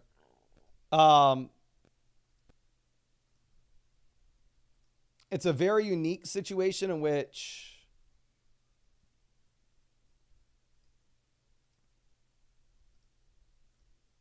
you can just go through and you can take Jacobs, who has the guaranteed 3-down workload in a good offense. But I mean, this is just a crazy team. Like, definitely what I think you should do here is we should take one of these guys like Garrett Wilson and go trade for a true elite level option at the tight end position. Now, going over to our next question from Tam. It's one of those free Underdog team reviews. Says, hey, Mason, I'm going to make the playoffs. So I'm focusing on winning against my rivals weeks 11 and 12 in the playoffs in weeks 14, 15, 16. Okay, so let's go ahead and let's dive into this. This is Fighting Texas Aggies. I would like to talk some trash on you, my guy, but my Longhorns ain't doing too hot right now. This saying that this is a redraft league. Tam, are you in the live chat right now? If you are, could you please confirm that this is a redraft format? Because if so, it's a very interesting redraft league in which, I mean, you have a ridiculous amount of roster spots. Looking at quarterback, we have Stroud, Goff, and Purdy. So, I mean, we can go through. We can play the matchups between these guys. I believe this is a one quarterback format. Typically, I'd say we never want to be rostering this many QBs. But with that being said, I mean, this is a team where you have a ton of roster spots. So, I mean, you can kind of do whatever you want here. And you can say that, oh, Stroud, Goff, and Purdy all look viable. I need to go through and I need to move Purdy up my rest of season ranks. I had plummeted Purdy once we had the report that I was under the assumption Deebo Samuel was going to be missing time as well. And I thought you had no Deebo, no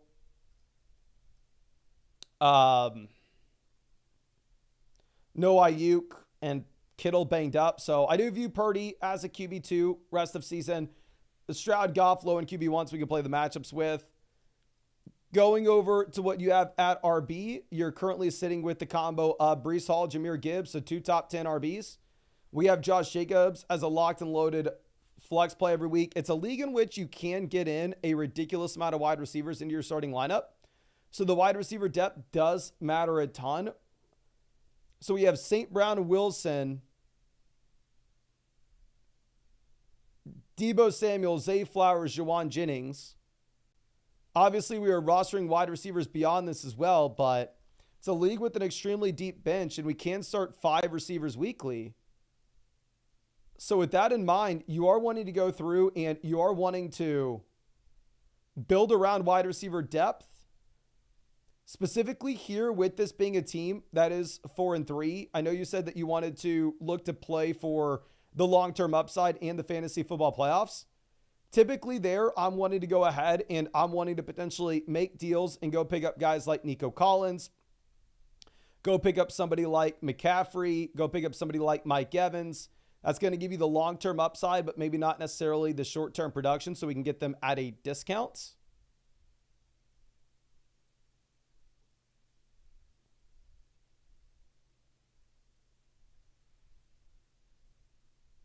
Tight end, we have the elite name in George Kittle that we're able to start every single week.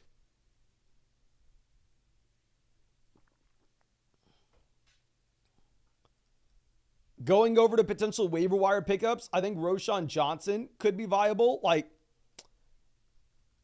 I think if we get through this game without a Kyron Williams injury, then we go ahead and we pick up Roschon and drop Blake Corum.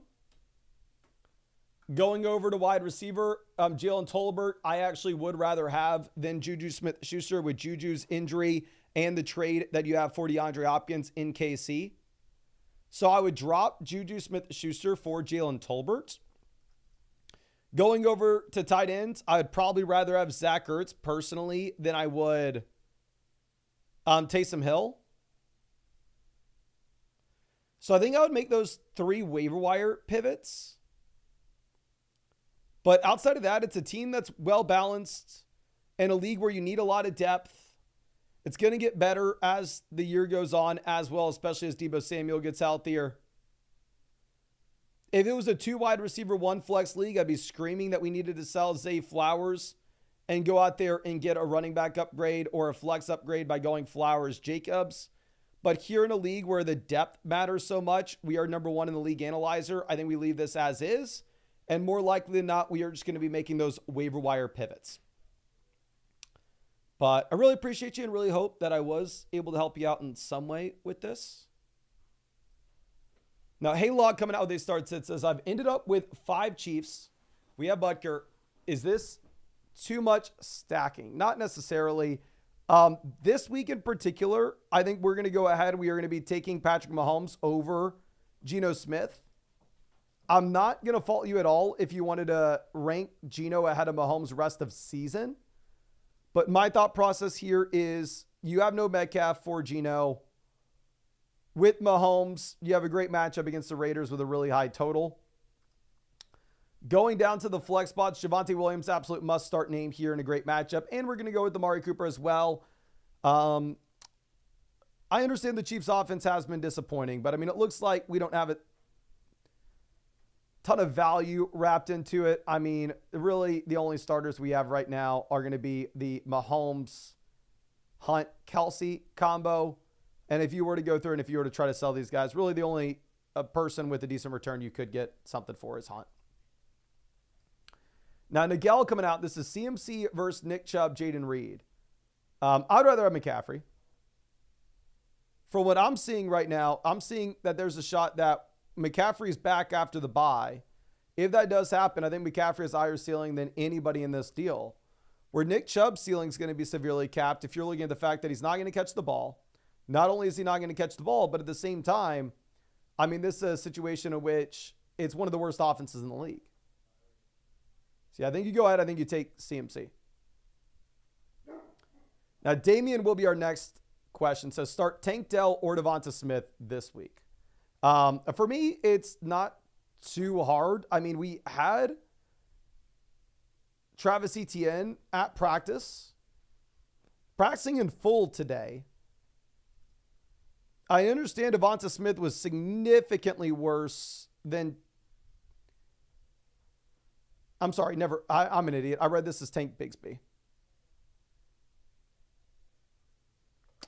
So Tank Dell versus Devonta Smith. I am going to go with Smith. I expect both offenses to actually have a lot more passing volume than they had previously.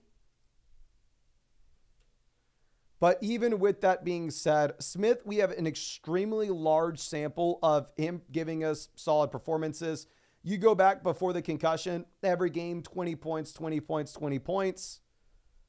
One bad game in an environment in which the Eagles just don't have to run the ball at all. I think we're going to get a big bounce back from Smith.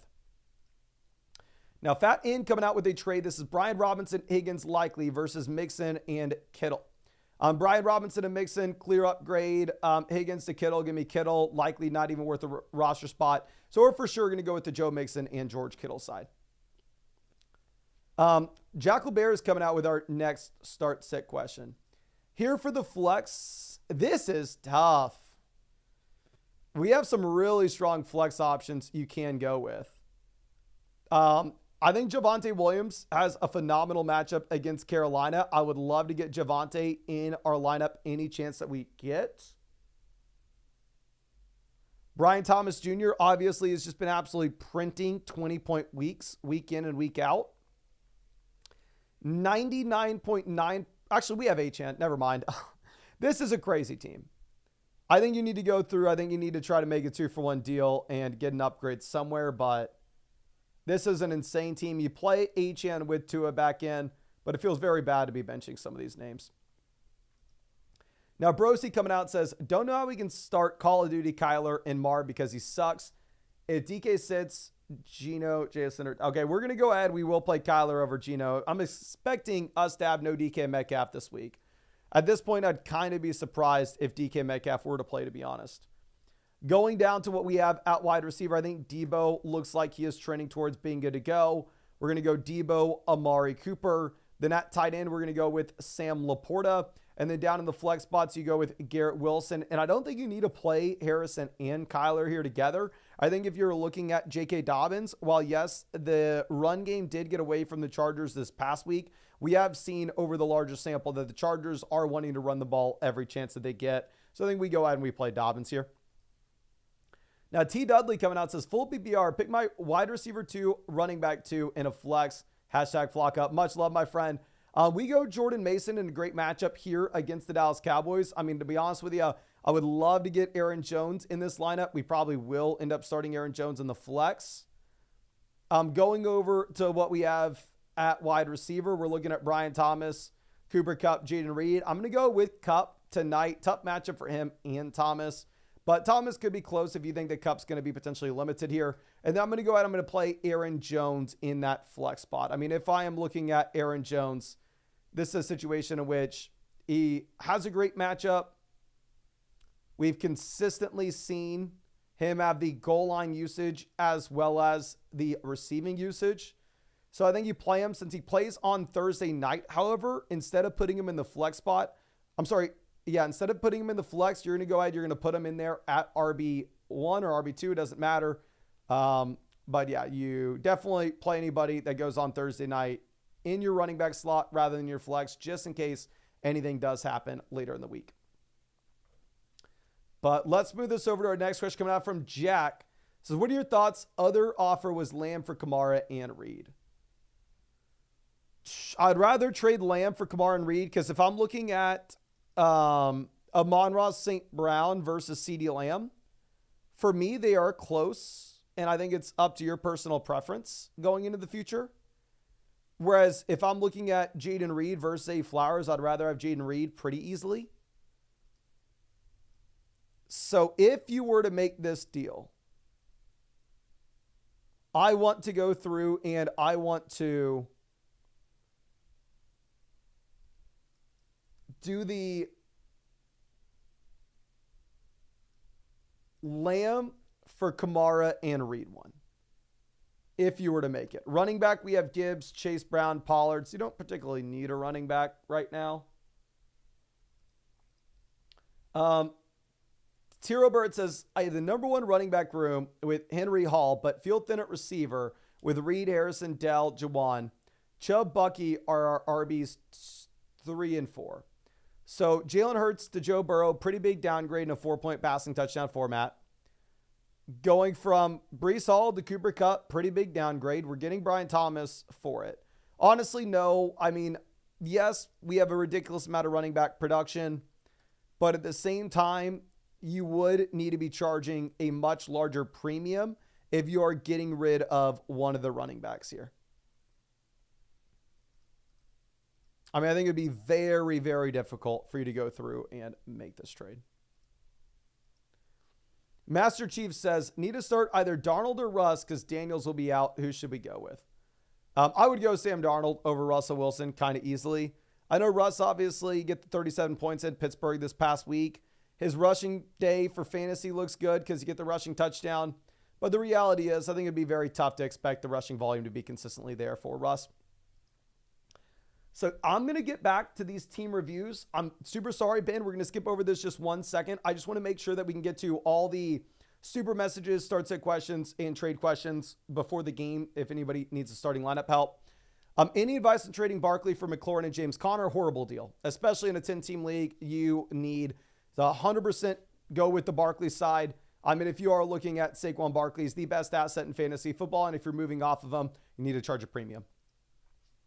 Ben, 101 starts at question. Here going down to the flex. Oh my gosh, this is ridiculous. We are going to be taking Kenneth Walker, but honestly, a trade that we need to look and make as well.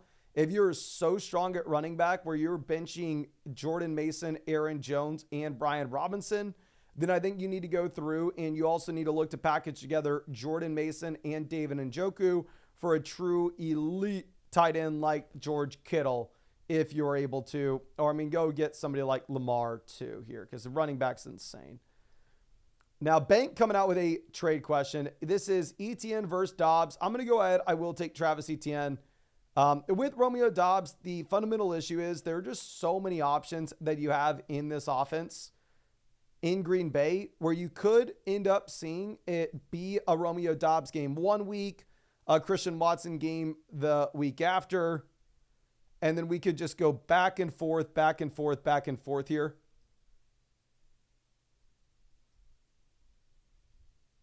So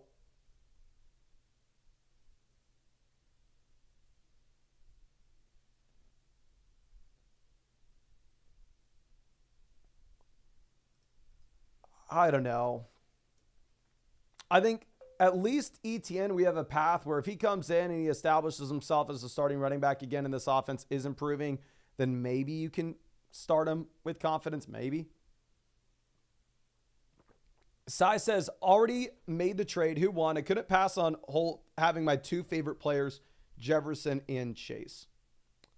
So Chase Brown to Ferguson, kind of up to you. Garrett Wilson and Deebo Samuel to Jamar Chase, where you already have Justin Jefferson. If you feel comfortable with your depth, I mean, obviously being able to pair up Jefferson and Chase on the same roster is insane. And I very easily can see the argument to be made to just go ahead and jam in Jamar Chase here. Okay. Now let's refresh this and get to some more of these questions. Bank, we're going to get right back to your question. I just want to make sure that we can get to this start, sit, and trades. Okay, it looks like we actually don't have many start, sit, and trade questions in the wings. So we should be able to get to these easily and still get to the roster reviews before the game starts. But looking at this at quarterback,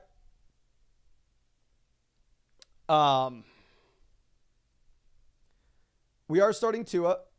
Our other option would be May or Prescott. I'm fine with this, knowing that Tua has an easy matchup. May has a very tough one. Going over to the flex.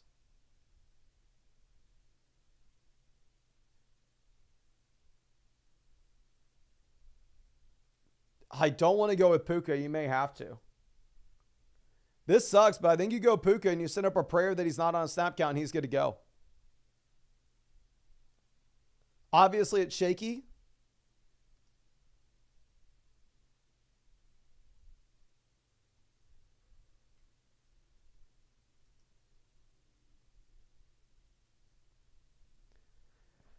But who else would you go with? Ricky Pearsall? We have no idea. We have no idea what Ricky Pearsall is here. So I think you're looking at two players with an incredibly low floor. I think you just go Puka. But since Puka plays the night, put him in at wide receiver and move a receiver down to the flex. Ross going over with our next question. We are planning on starting Puka here as of now. If you were to pivot, it would be over to Keenan Allen.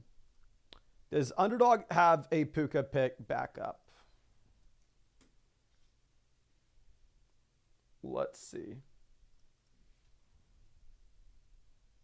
They have Puka higher, lower, 30.5 receiving yards. Whereas Keenan Allen's higher, lower, 45.5. Like, if you are starting Puka, just understand you are taking on a tremendous amount of risk.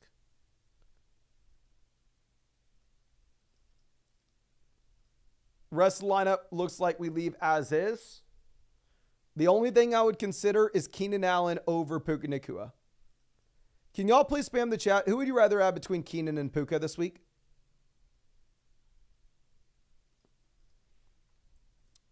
Keenan or Puka this week? Who's in your lineup?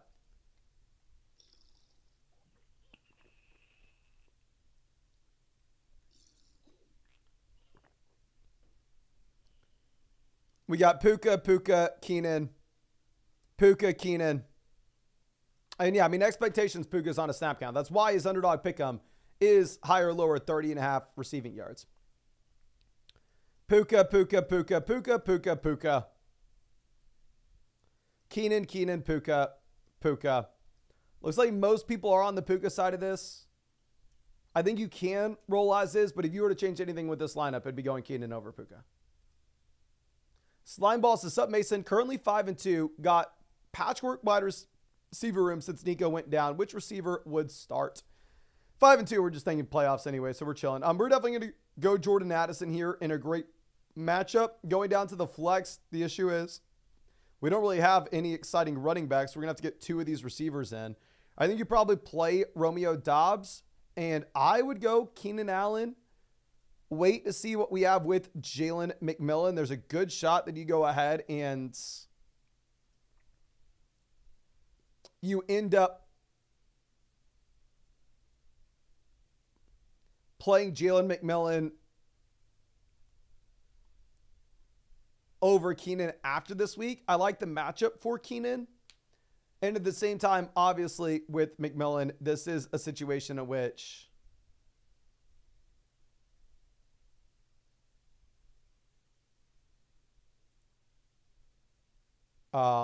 we just have no idea what to expect. I think I'm expecting McMillan to be the wide receiver one, but I 100% could be wrong here. 100% this could end up being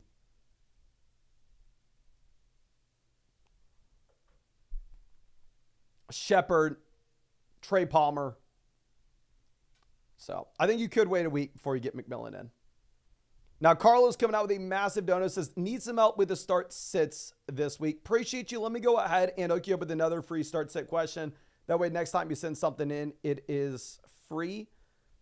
I'm going to go Montgomery, Jacobs, extremely close. I think you probably end up playing both of them if possible. And we're actually going to be benching the wide receivers. I think you go Jacobs and DeAndre Swift down on the bench when you're looking at two running backs that not only have the guaranteed touch floor, but also you have the receiving upside as well. So yeah, we're going to go Jacobs and Swift. Now, Love Thy Neighbor is coming out. Says, "Hey, Mason, I've watched every live stream this season and I've greatly enjoyed your content. I really do appreciate you, my guy. I also really like this trade that you are making here, pivoting over to Jahmyr Gibbs. I think Gibbs is the best player in this deal, and at the same time, Gibbs is already through the bye week, whereas Brian Robinson and Amari Cooper are not. See, I think for me, we're going to go ahead and we will take Jahmyr Gibbs. But yeah, thank you so much for hanging out with us in the stream every day. But let's move this over to our next question. This is coming out from Dubs20. Here, this is a trade where we're sending Pacheco and Neighbors for Barkley. This is Barkley for me. Obviously, Pacheco does have rest of season upside, but at the same time, Pacheco is not guaranteed to be back in time for the fantasy football regular season.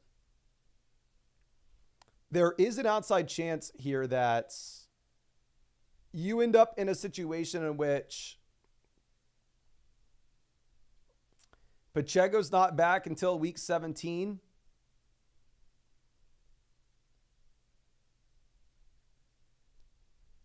Pacheco's not back even until week 16. Is he really helping you at that point? Neighbors is stuck in an absolute garbage offense. We have the elite offense with Barkley on the other hands. The elite back, the elite workload. I think Barkley is the best asset in fantasy. We're going to get right back to your team review, Sugarman, but first we're just getting through the start-sit questions before the game. Sidekick says, should we start Cup on Thursday Night Football? I was thinking of him as a flex. Other option is Chubb or McLaurin. Oh, you for sure go Cup. Quarterback, you're going to go Cousins. Daniels won't be playing. Running back, you go Taylor. And then your other running back would be David Montgomery. Wide receiver, you go with Cup, but I mean, I'll go Montgomery over Cup, but assuming that we can start multiple receivers, how I rank these guys in terms of flex plays is like probably the Montgomery, Cup, then McLaurin, then Chubb. But I'd for sure be going with Cup over the combo of McLaurin and Chubb. Now, Jones Hayden says, should I trade Garrett Wilson or hold on to him? I'd be holding on to Wilson. I actually think that this Jets offense should be much better going into the future if you're looking at how sportsbooks are projecting it out. Now, I do also think that you're actually going to have more targets going in the direction of Devontae Adams than what we saw with this past week. But still, I mean, you could see the majority of those targets coming from Allen Lazard rather than Wilson. Now, Prowl's coming out with a start-sit question. Says, feeling deep at running back this week. Thanks. Thank you. Here at running back, we're going to go ahead. We're going to jam in Jonathan Taylor. And for the flex, we're going to go with Devon Achane as well. Just absolute must-start names. Tight end, I think we can go ahead and we can play Kraft. And I mean, if you could sell Chuba Hubbard and Tucker Kraft to go get an elite level tight end, I think you would, because you have a ridiculous amount of depth with this roster now that we have, I mean, Achane and JT back to being exciting options.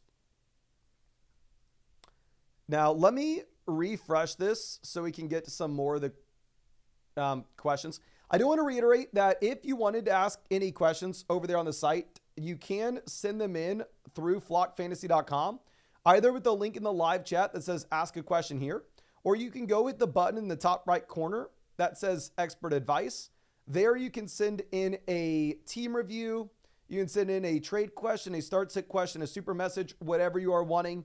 Now, if you wanted that team review, I'd highly recommend you take advantage of the offer that we have with Underdog Fantasy, where if you go over to Underdog Fantasy and use promo code FLOCK, you're going to be getting a 50% deposit bonus up to $1,000. Plus, you're going to be getting a free Matthew Stafford pick, more than less than half a total yard for the game tonight. And on top of that, I actually got Underdog to hook y'all up with a free Malik Neighbors pick as well, more than less than half a total yard for Monday. And yeah, that Malik Neighbors free pick is actually available to you as long as you use code FLOCK on Underdog, whether that was yesterday, today, tomorrow, or 3 years ago. As long as you use code FLOCK on Underdog, you should have the free Malik Neighbors pick for Monday night. If you're new, you should get the free Matthew Stafford one as well. And if you wanted the additional free team review that came with it, just make sure that you set up an account on flockfantasy.com with the same email address as your Underdog Fantasy account. That way I know to hook up with that free team review voucher. But JS says 12-team PPR. We have Darnold, Richardson, James Cook. My other receivers are A.J. Brown, Nico Collins, Harrison Keenan, Tillman. Yeah, this is just very easily Jalen Hurts. I don't even care that we have James Cook. But, I mean, Wan'Dale Robinson's not startable. Wan'Dale Robinson is the second wide receiver in the league's worst offense at this point. So, for me,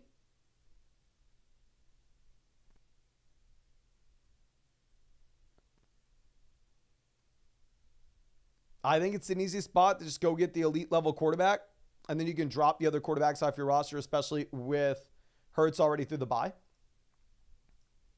Now, Embry Outdoors, happy to see a long-time member of the vlog. Let me hook you up with a free start-sit question. That way, next time you send one in, it'll be free for you. Says, I lost Godwin and my team's ranking went way down. Do I try to sell my top players like Neighbors, Achane, Cook, Wilson to get a more filled out team, or just let it ride out? Well, I can't see the team as is. I would say that the last thing I want to do is lose our best player with an injury and then go and trade our other best players because we're panicking about our value going down. Of course, our value is going to go down when we lose our best option. The scenario in which it makes sense for you to lose Godwin and then potentially need to pivot over and look for a different play is if you're playing in a 12-team format where you can start 4 or 5 flexes.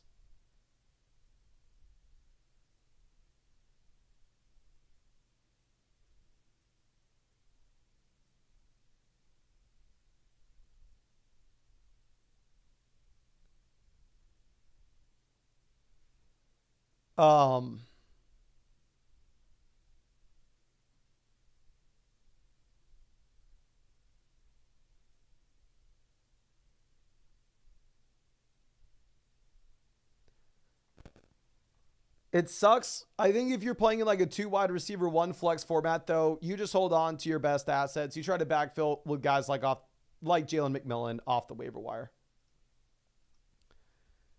Now, B Cosme says, we'll stream at quarterback. We're 2-5. AKA we're cooked. But I'll give it my all. Probably my last chance this week.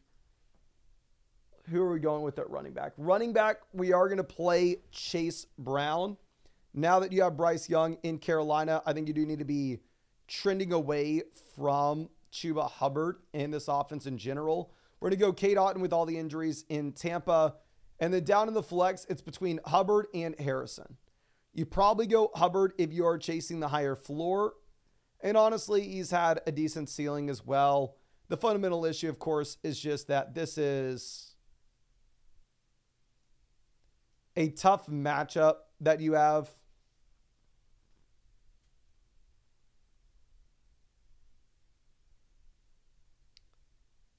And at the same time, this being a situation in which the Panthers, I believe, have an implied team total of only 16 points. Obviously, if Brooks were to play, you go Harrison. It's not even really close. But wishing you the best of luck. Adrian coming out with a start set. Here, quarterback, we are going to go ahead. We're going to take Goff. Running back, we are going to be going with Aaron Jones, Derrick Henry. I really hope we can get Javonte in this lineup. Wide receiver, we go Adams, A.J. Brown, and Higgins. And then, we have 2 flex spots, so we can for sure play Javonte.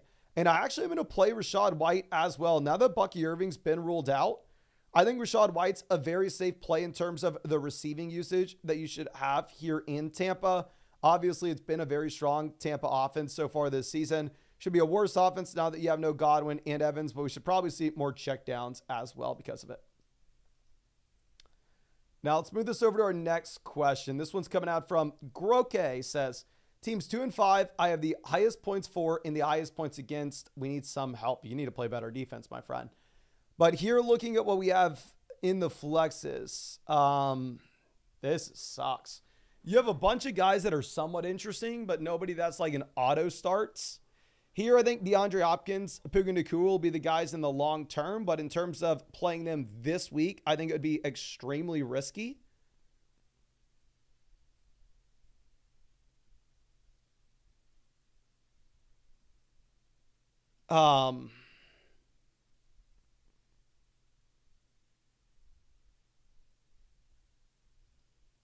I think I'd probably take Ramondre Stevenson.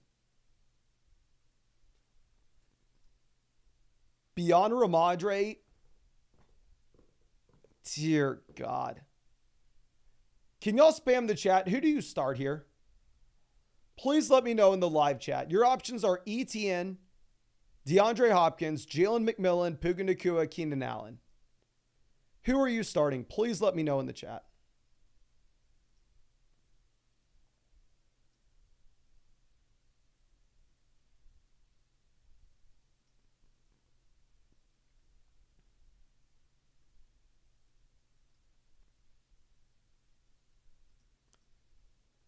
Puka, Hopkins, Keenan, Puka, Hopkins, Keenan, Puka, Keenan, Puka, Hopkins, Puka, McMillan, Hopkins or Keenan, Puka.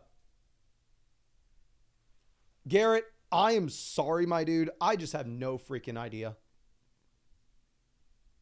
I think Keenan gives you the higher floor. I think Puka gives you the higher ceiling. I probably wouldn't play Hopkins. If you decide to go with Puka,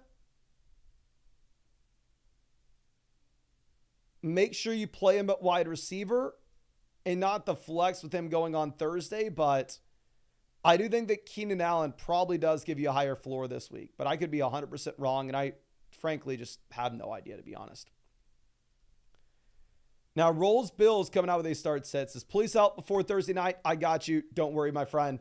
Here at wide receiver, I think Deebo Samuel does look like he's going to end up playing. I want to get Deebo in. We're going to go Laporta over Andrews, expecting the passing volume to come down a bit going up against the Browns. The Ravens shouldn't have to throw the ball too often. And then going over to the flex, I want to play Jordan Addison. So what we're doing instead is we're going to put Addison there in wide receiver 2. We're going to move Deebo Samuel down to the flex just in case something happens and we need more options that we are able to go ahead and pivot over to. Now, moving over to our next question. This was coming out from Motherflock. It's a trade. We're sending Purdy and Puka for Javonte and Mason. I'd much prefer Javonte and Jordan Mason this week. But in terms of rest of season here,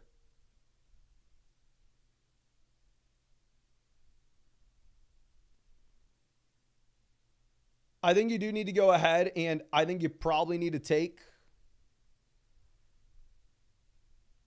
Puka Nacua. While we're not excited about him this week, we should get another 10 days rest after this Thursday night game. If you end up getting a trade where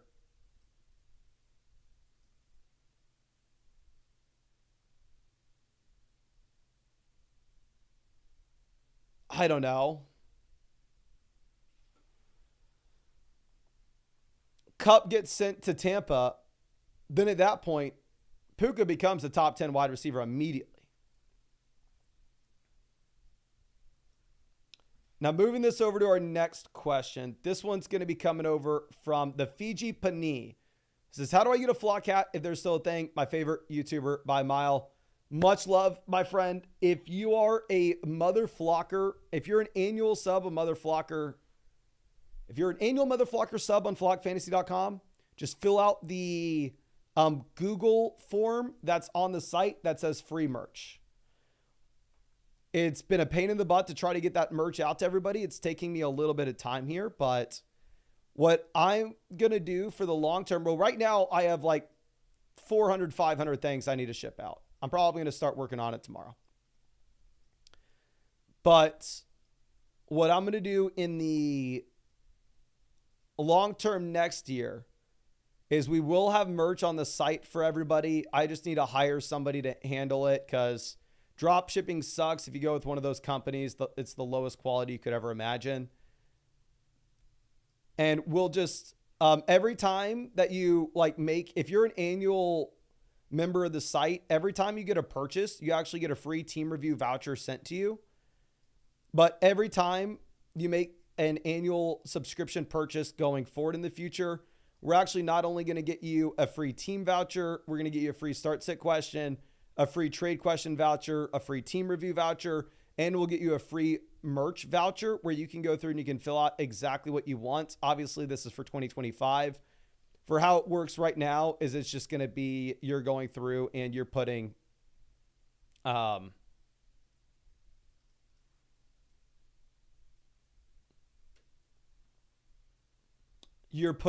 the, the information in the Google form thing, and I just have to get it out to you that janky way. But hopefully I have somebody handling that next year. We can be shipping y'all out a bunch of merch. But Bibble coming out. This is Nick Chubb versus T. Higgins. I'm going to go with T. Higgins. I mean, if I'm looking at Nick Chubb in particular, this is a running back that's in a garbage offense, coming off significant injury, where the efficiency is probably going to be down, and at the same time, he doesn't catch the ball. So just give me T. Higgins. Okay. Let's hit complete, and let's refresh this, see if we have any more start-sit questions coming in. And yes, we do. This one's coming out from Tyler. Here at wide receiver, we're going to go with Ladd and, okay, never mind. This was just filled out wrong. So I'm assuming you only need 2 wide receivers, 2 running backs, and 1 flex. And in that case, running back, Swift, Henry. Wide receiver, you go with Flowers and probably Ladd. Flex, we go Keenan. Tight end, we go with Komet. Obviously, actually, no, we don't even know if Flowers going to play. So I think you have to play Puka tonight. I think you go with Puka and Ladd at wide receiver. And then if Flowers plays, you go Flowers in the flex. And if he doesn't, you go Keenan Allen. So I think you are in a spot where it sucks, but you have to play Puka. Schlinky, always happy to see you. Let me hook you up with a free trade question. That way, the next time you send one, it doesn't cost you anything, my guy. Quarterback, we have Cousins. Running back, we have Swift, Brown, Stevenson, Tracy, Bigsby.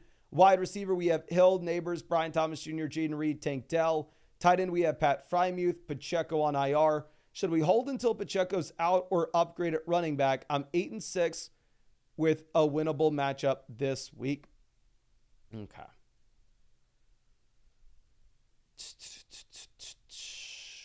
So running back's not garbage. I mean, you have running backs you can play. Jaden Reed to DK Metcalf. Downgrade overall. Obviously, you can make an argument that Metcalf has the higher ceiling for the fantasy football playoffs. But Metcalf is injured right now, so I personally just prefer Reed.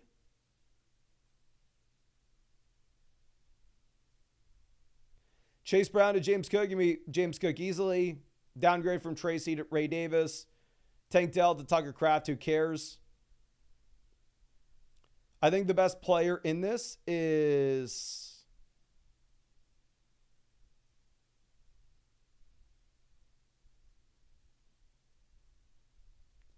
probably James Cook.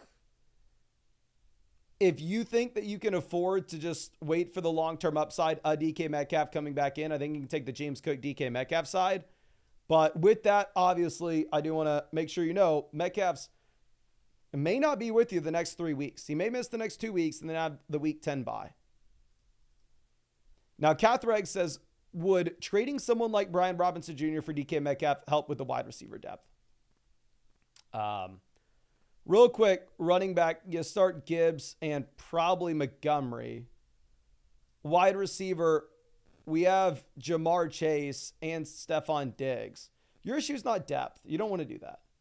We're going to go Jordan Mason in the flex this week, but the fundamental thing that you want to be doing is you have more than enough depth. The depth is the last thing you need. I think you look to sell depth and go get an upgrade inside the starting lineup. Like, you can pivot from Jordan Mason and Kyle Pitts to go get George Kittle and look at the long-term upside there at tight end and sell wide receiver / running back depth. For me, that's what I would look to do with this team, where on the bench, you have Brian Robinson, James Cook, Jaden Reed. Like, I think going and trading a bench running back for a bench wide receiver is not really going to accomplish much. Now, moving this over to our next question, a boogie coming out says, hey, who should we start at wide receiver 2? And is there any trades you would try to offer this week? Okay.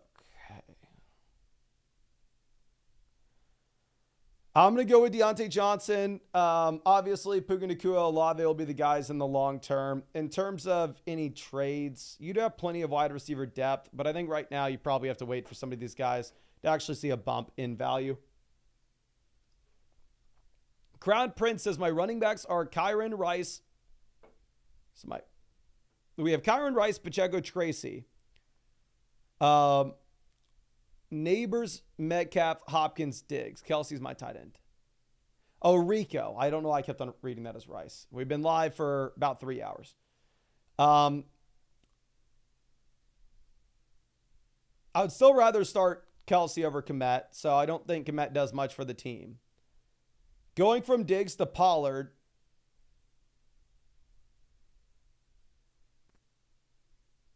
I don't think this does much. I think I'd rather have Diggs, to be honest. The thing with Pollard is he is stuck in one of the worst offenses in the NFL, while at the same time, maybe Spears is out of this offense right now.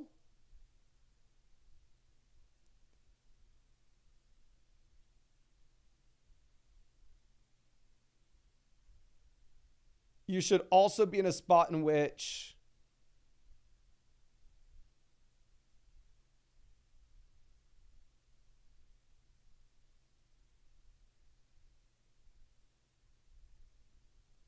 I don't know. Spears comes back in a couple weeks and the receiving usage goes down for Pollard as well.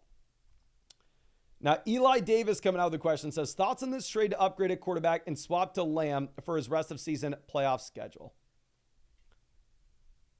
Chase, Lamb, lateral move up to you. We're paying Jacobs to get Lamar. I love it. I think some people may tell you that, oh, this is a bad deal. And if you're backwards looking with fantasy points, you can say that because obviously, I mean, Baker Mayfield was a top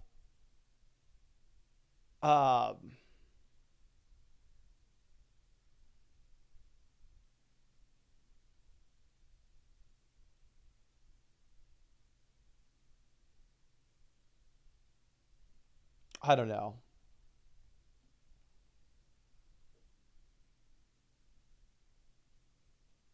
He is the QB2 in fantasy before the Evans and Godwin injuries. But I think it's so hard to project that going into the future. I think getting Lamar and Lamb is the clear call. Let me refresh this, see if we have any more time-sensitive questions to get to. Cali Kid coming up says, what's up, Mason? Would Stafford be a good pick to start this week off the waivers? No, I'd go Tua over Stafford. I understand that Stafford's definitely more exciting now that Puka and Cup are back in, but still a horrible matchup. Running back will go Najee Harris for the guaranteed workload. And then down in the flex, we go ahead and we take Garrett Wilson. Tight end, we go with Otten over Laporta. Now, Ty coming out with our next question. Here at running back, we're needing to get in David Montgomery in a really good spot where this line seems probably just going to be running the ball over and over and over again this week. We're also going to go with Tony Pollard. I hate the offense, but I also hate the Browns offense. I also hate the Raiders offense.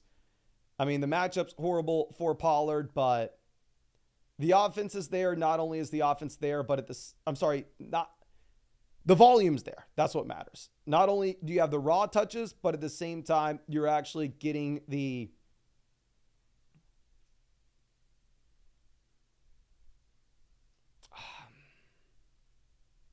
you're getting the target usage as well with no Spears in this offense. Going over to tight ends, we are going to take Kincaid over Henry. It's a very tough matchup for Henry this week. Now going over to our next question. This one coming out from C. Moeller says, can't decide between Smith, Waddle, JSN, or Brown in the flex. So for me, I personally don't have much hesitation to just go through and play Jalen Waddle. I mean, with Waddle, especially this week, not only do you have the great workload here,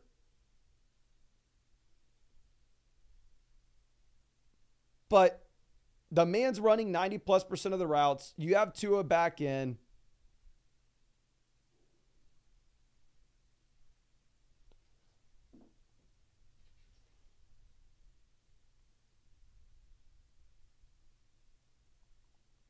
And you have a great matchup against the Cardinals. Like, I definitely see the play. Devonta Smith would be the next best option. But I think Waddle is a very exciting guy to go with. Now, Matthias coming out with our next question. Here at quarterback, we play most weeks Cousins. This week, Mahomes in a great matchup. Running back, we're going to go ahead. We're going to take Najee Harris as well. Wide receiver, we are going to be going with Puka Nacua. Even though I hate it, I think the majority of y'all should be benching Puka. And then we will go with Alexander Madison if this is a full PPR format and ETN's going to play. If ETN misses or it's a non-PPR league, then you go tank Bigsby relatively easily. Now moving over to our next question from Riley Donnelly. 2-quarterback league. Team is Lamar, A-Rod, Cup, Mixon, Hunt, Kelsey, White, Charbonnet, Ladd, Juwan, McMillan. For me personally, I do not view Baker to Cousins as a downgrade. For me, I view this as a lateral move.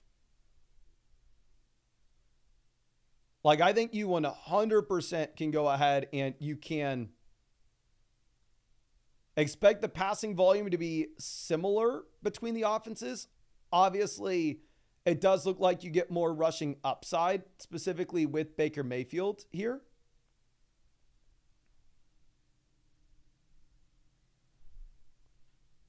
Now, St. Brown to Bijan Robinson, slight downgrade. Smith to Davante Adams, you get an upgrade. I think that this is a fair deal. It's up to you. The running back, we have Hunt as our RB2. We have Rachaad White as a depth piece. Maybe you make an argument, oh, I need a running back, so you can go ahead and you can get Bijan Robinson. But also, to be honest with you, St. Brown, Devonta Smith already through their bye weeks where Bijan and Adams are not. So I think it's a very fair deal. I think that it is up to you and your personal preference. I think most people would probably prefer the St. Brown Baker side. But like I said, I don't view Baker to Cousins as a big-time downgrade. Now, let me go through and refresh this and see if we have any additional ones coming in. Marcus coming out with our next question says, urgent question, do we take this? 100%, not even remotely close. Go get Tyreek Hill. Like, if you're just going off of name appeal and name brand value, then yeah, I mean, Chubb and Hopkins are interesting. Hopkins has been super inefficient for years now, and Tyreek should be just in a super strong offense with Tua back in. Like, I think Hopkins is like a borderline flex play / wide receiver 2. Chubb's a borderline flex play running back 2, and Tyreek Hill's a top 5 receiver in fantasy. Now, the Deuce is Loose says, which tank should we flex, Bixby or Dell, and should we sit Chase Brown? No, you start Chase Brown here. And then, yeah, going down to the flex spots really between those two players. If you have no ETN, it is extremely easy to go tank Bigsby. If it is a full PPR format where Travis Etienne does play, I probably go tank Dell. Which is crazy to say, of course, with how strong Bigsby was last week and how horrible Dell was. Now, Mother Flocka coming out with the trade says 2-5. This guy wants Bigsby. Who would you take from him? I'm not going to get Jameson. I don't see what we're accomplishing there, especially on a 2-5 team. If the guy wants Bigsby, I would trade Bigsby for Najee. I would trade Bigsby for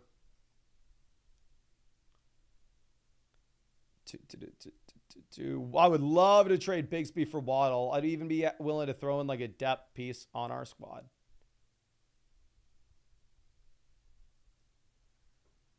Yeah, I think you go after Waddle if the guy's willing to. Obviously, I'm not much interested in Jameson.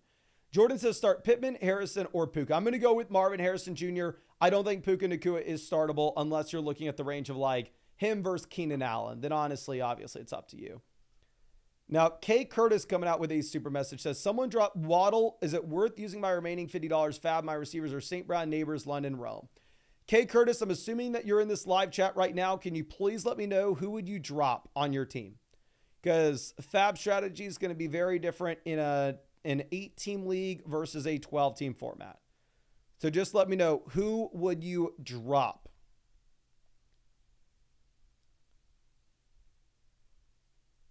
And also, I'll move this over and remind y'all, I hooked it up with y'all over there on Underdog Fantasy this week. Please make sure you are taking advantage.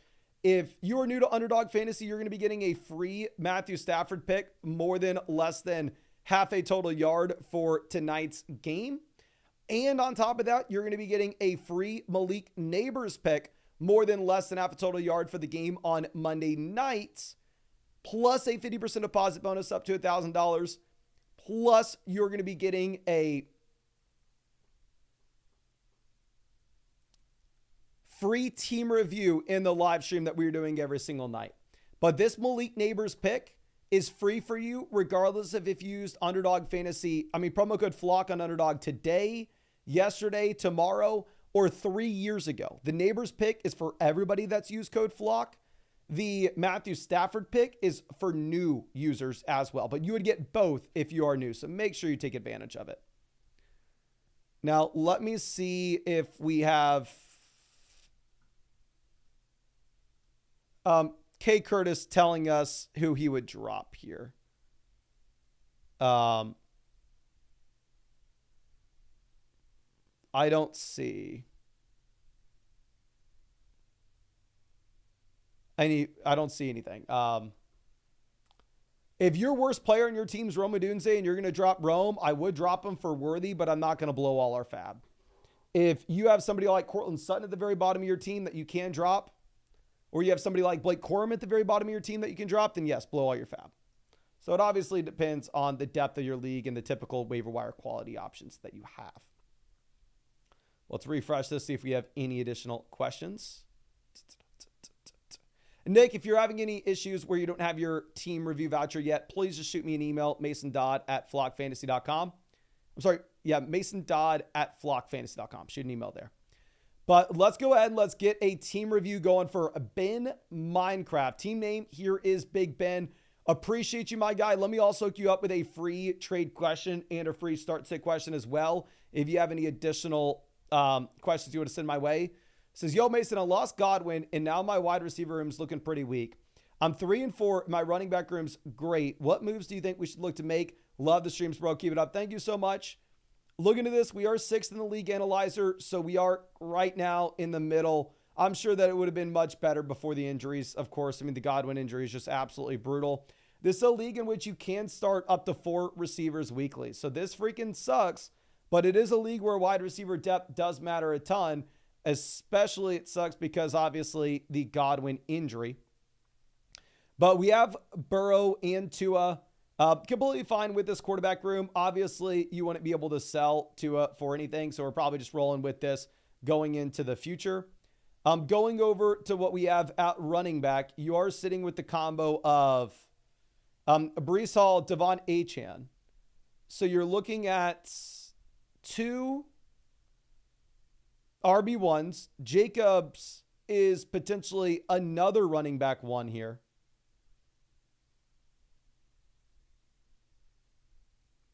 If not low end RB2, high end RB2.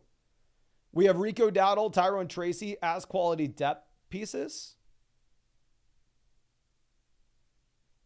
So this is a team where we have a ridiculous amount of running back depth. And honestly, with your league format, I think it does make a ton of sense for us to go out there and for us to actually make a 2-for-1 deal where we could potentially go through and sell one of our depth running backs, whether that's going to be Tracy, whether that's going to be Dowdle, and a 2-for-1 deal to go get a wide receiver from a team that maybe needs some help at the wide receiver position.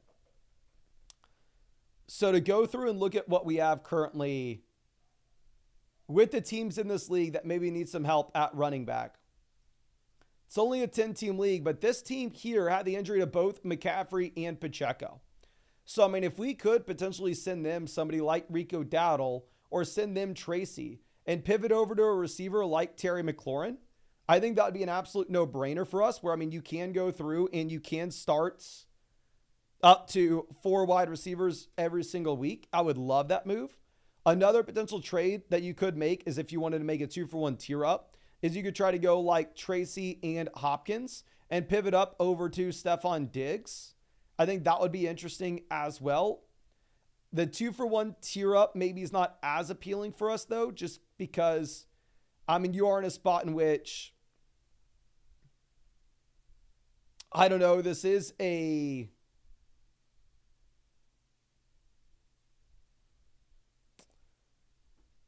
league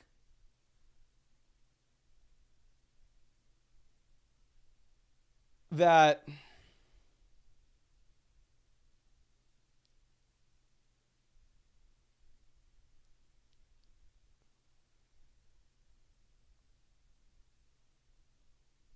what we are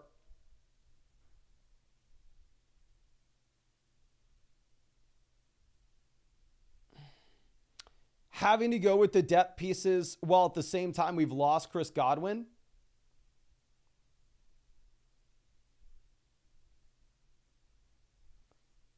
So for me, I don't know if we'd be super excited about that. Going over to receiver, we have Harrison, we have DJ Moore, we have Hopkins.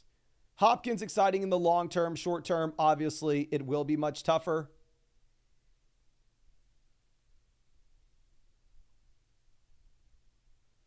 Going over to tight ends,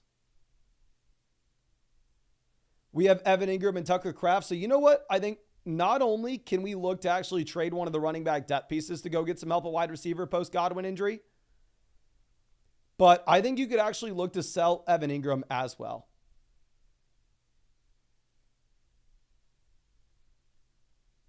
Because, I mean, if you're looking at Evan Ingram here, this is a tight end that, well, yes, he should be worth a ton. I mean, he is an asset in which you can start comfortably as a tight end every single week. Points per game wise, the gap between him and Kraft isn't going to be insane. We could get a decent amount of value if we decided to move on from him. Going over and looking at this team as well that has the wide receiver depth pieces, they have the Dallas Goedert injury, so they're having to start Dalton Schultz. If you could pivot from Evan Ingram, maybe over to Devonta Smith, Terry McLaurin, that would also be something that I would absolutely love to do to backfill in for Godwin. A couple other moves that you can make that are simple off the waiver wire. You could go ahead and you could look to drop Cedric Tillman, pick up Josh Downs. I'm assuming that Chris Godwin's not taking up a roster spot for us. Obviously, we would drop Godwin before we would drop anybody else. But I would drop Tillman for Downs. I think Downs is a better player. I think he's in a better offense, and we've seen the larger sample. I would also drop Demario Douglas for Christian Watson as well. Obviously, we drop Godwin if preferable. But yeah, I think you churn the wide receivers at the bottom in, pick up the wide receivers off the waiver wire. And at the same time, if possible, we want to go through and we want to try to trade either Evan Ingram and get that wide receiver fill in, a running back depth piece and get that wide receiver fill in. And then we just roll with Kraft. But I did hook you up with that free start sit question as well as that free trade question. So if you have anything else that you want to send my way about this team, I would be really happy to check it out and really happy to try to help the best way that I can. But thank you again for being a member of the flock, and I really do appreciate you, of course. But let me hit this refresh button, see if we have any super time-sensitive questions that we need to get to. Ivan coming out with a start sit here, wide receiver. We are going to be looking at Addison, Rome, Wandale, Flowers. We're going to go ahead. We're going to take Jordan Addison, and we are going to be going with Flowers as well, assuming he does play for the flex. We're going to go with JT. Insane team here. I think you for sure look to see if we can sell Flowers and Nick Chubb or Nick Chubb and Jordan Addison to go get a better wide receiver, though, when your running back room looks like this. Now, Naran coming out of the trade says, hello, Flock League. I'm currently sitting 2-5. Let me know if this benefits my team. I am first in the analyzer. So if you're 2-5, I understand going out there and making this move. If you're 2-5, the Jordan Mason production really does move the needle for us. Obviously, you still get some upside here with Garrett Wilson in the long term as well. And Rachaad White is a viable depth play. Don't love it, but specifically on a 2-5 team, I think you can go for it. Now, Kamachode coming out says, help, not sure who to start. This is a 6-team league, so everybody is insane. Here, God, we're going to go Kyler over Purdy with the injuries that you have in San Fran. We're going to be going with, this is insane. Kyron Williams at running back. Wide receiver, we go with Kupp. And then we're going to go back to the running back position down there in the flex. I think we go with probably Jordan Mason this week. And then obviously Kamara in the long term. Okay. Let's refresh this and see if we have any more time-sensitive questions. So don't get any more questions in the site. I mean, if you're filling one out right now, I'll pivot over and try to answer in about 30 seconds. But the team reviews, we will definitely get to right after. We'll do them in the... Do we want to do them after the... We'll either do them in the stream tonight or we will do them right after... in the stream tomorrow. And obviously, if you can't make the live stream, don't worry. It's going to be sent to you through the site, so you're going to see it regardless. But if you have any questions, drop them in the chat. I'd be happy to try to get to as many as I possibly can. And also, I want to remind you, please make sure you're taking advantage of the offer that we have over there on Underdog Fantasy, where if you use promo code FLOCK on Underdog, you're going to get the free Matthew Stafford pick for tonight, more than less than half a total yard. Plus, you're going to get the 50% deposit bonus up to $1,000. And on top of that, you're going to be looking at the free Malik Neighbors picks, more than less than half a total yard, only if you use code FLOCK on Underdog. But the Neighbors pick is, regardless if you use code FLOCK on Underdog today, yesterday, tomorrow, or 3 years ago, we got you hooked up. And then also a free team review that we're doing in the live stream every single night. Just make sure that you take advantage of the offer ASAP. Brian says, dude never answered the Puka question. I have no idea what the Puka question is. But do not start. Yeah, I'm here with Steve. Do not start Puka. Especially if you're playing in like a 10-team league, there's no world in which you're ever starting Puka. Going back over and look, do not start Puka. Looking at the underdog picks, yet again, Puka right now is higher, lower, 30.5 receiving yards.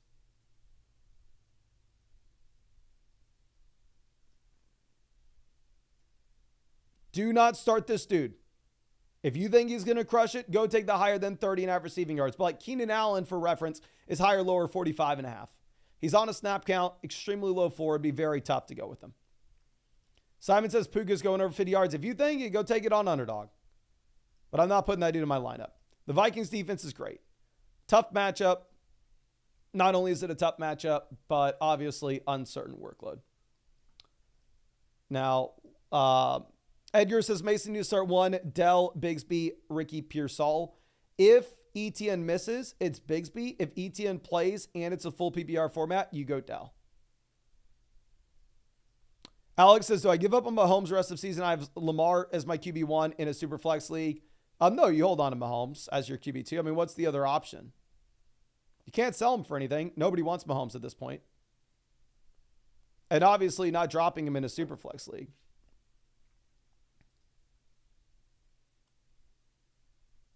Phil says, is Devonta and Ladd for Brian Thomas Jr. an okay thing to do? Yeah, definitely if it's a 2 wide receiver, 1 flex league where the wide receiver depth's not going to matter much. But it looks like the game is kicking off. I'm hoping we get a great one. Honestly, I think it will be. But really appreciate you. I will be live streaming after the game tonight, of course, talking about everything that happened. So I really hope I get to see you there. And yeah, thank you again for everything. Really appreciate you and hope we get to see you after the game tonight.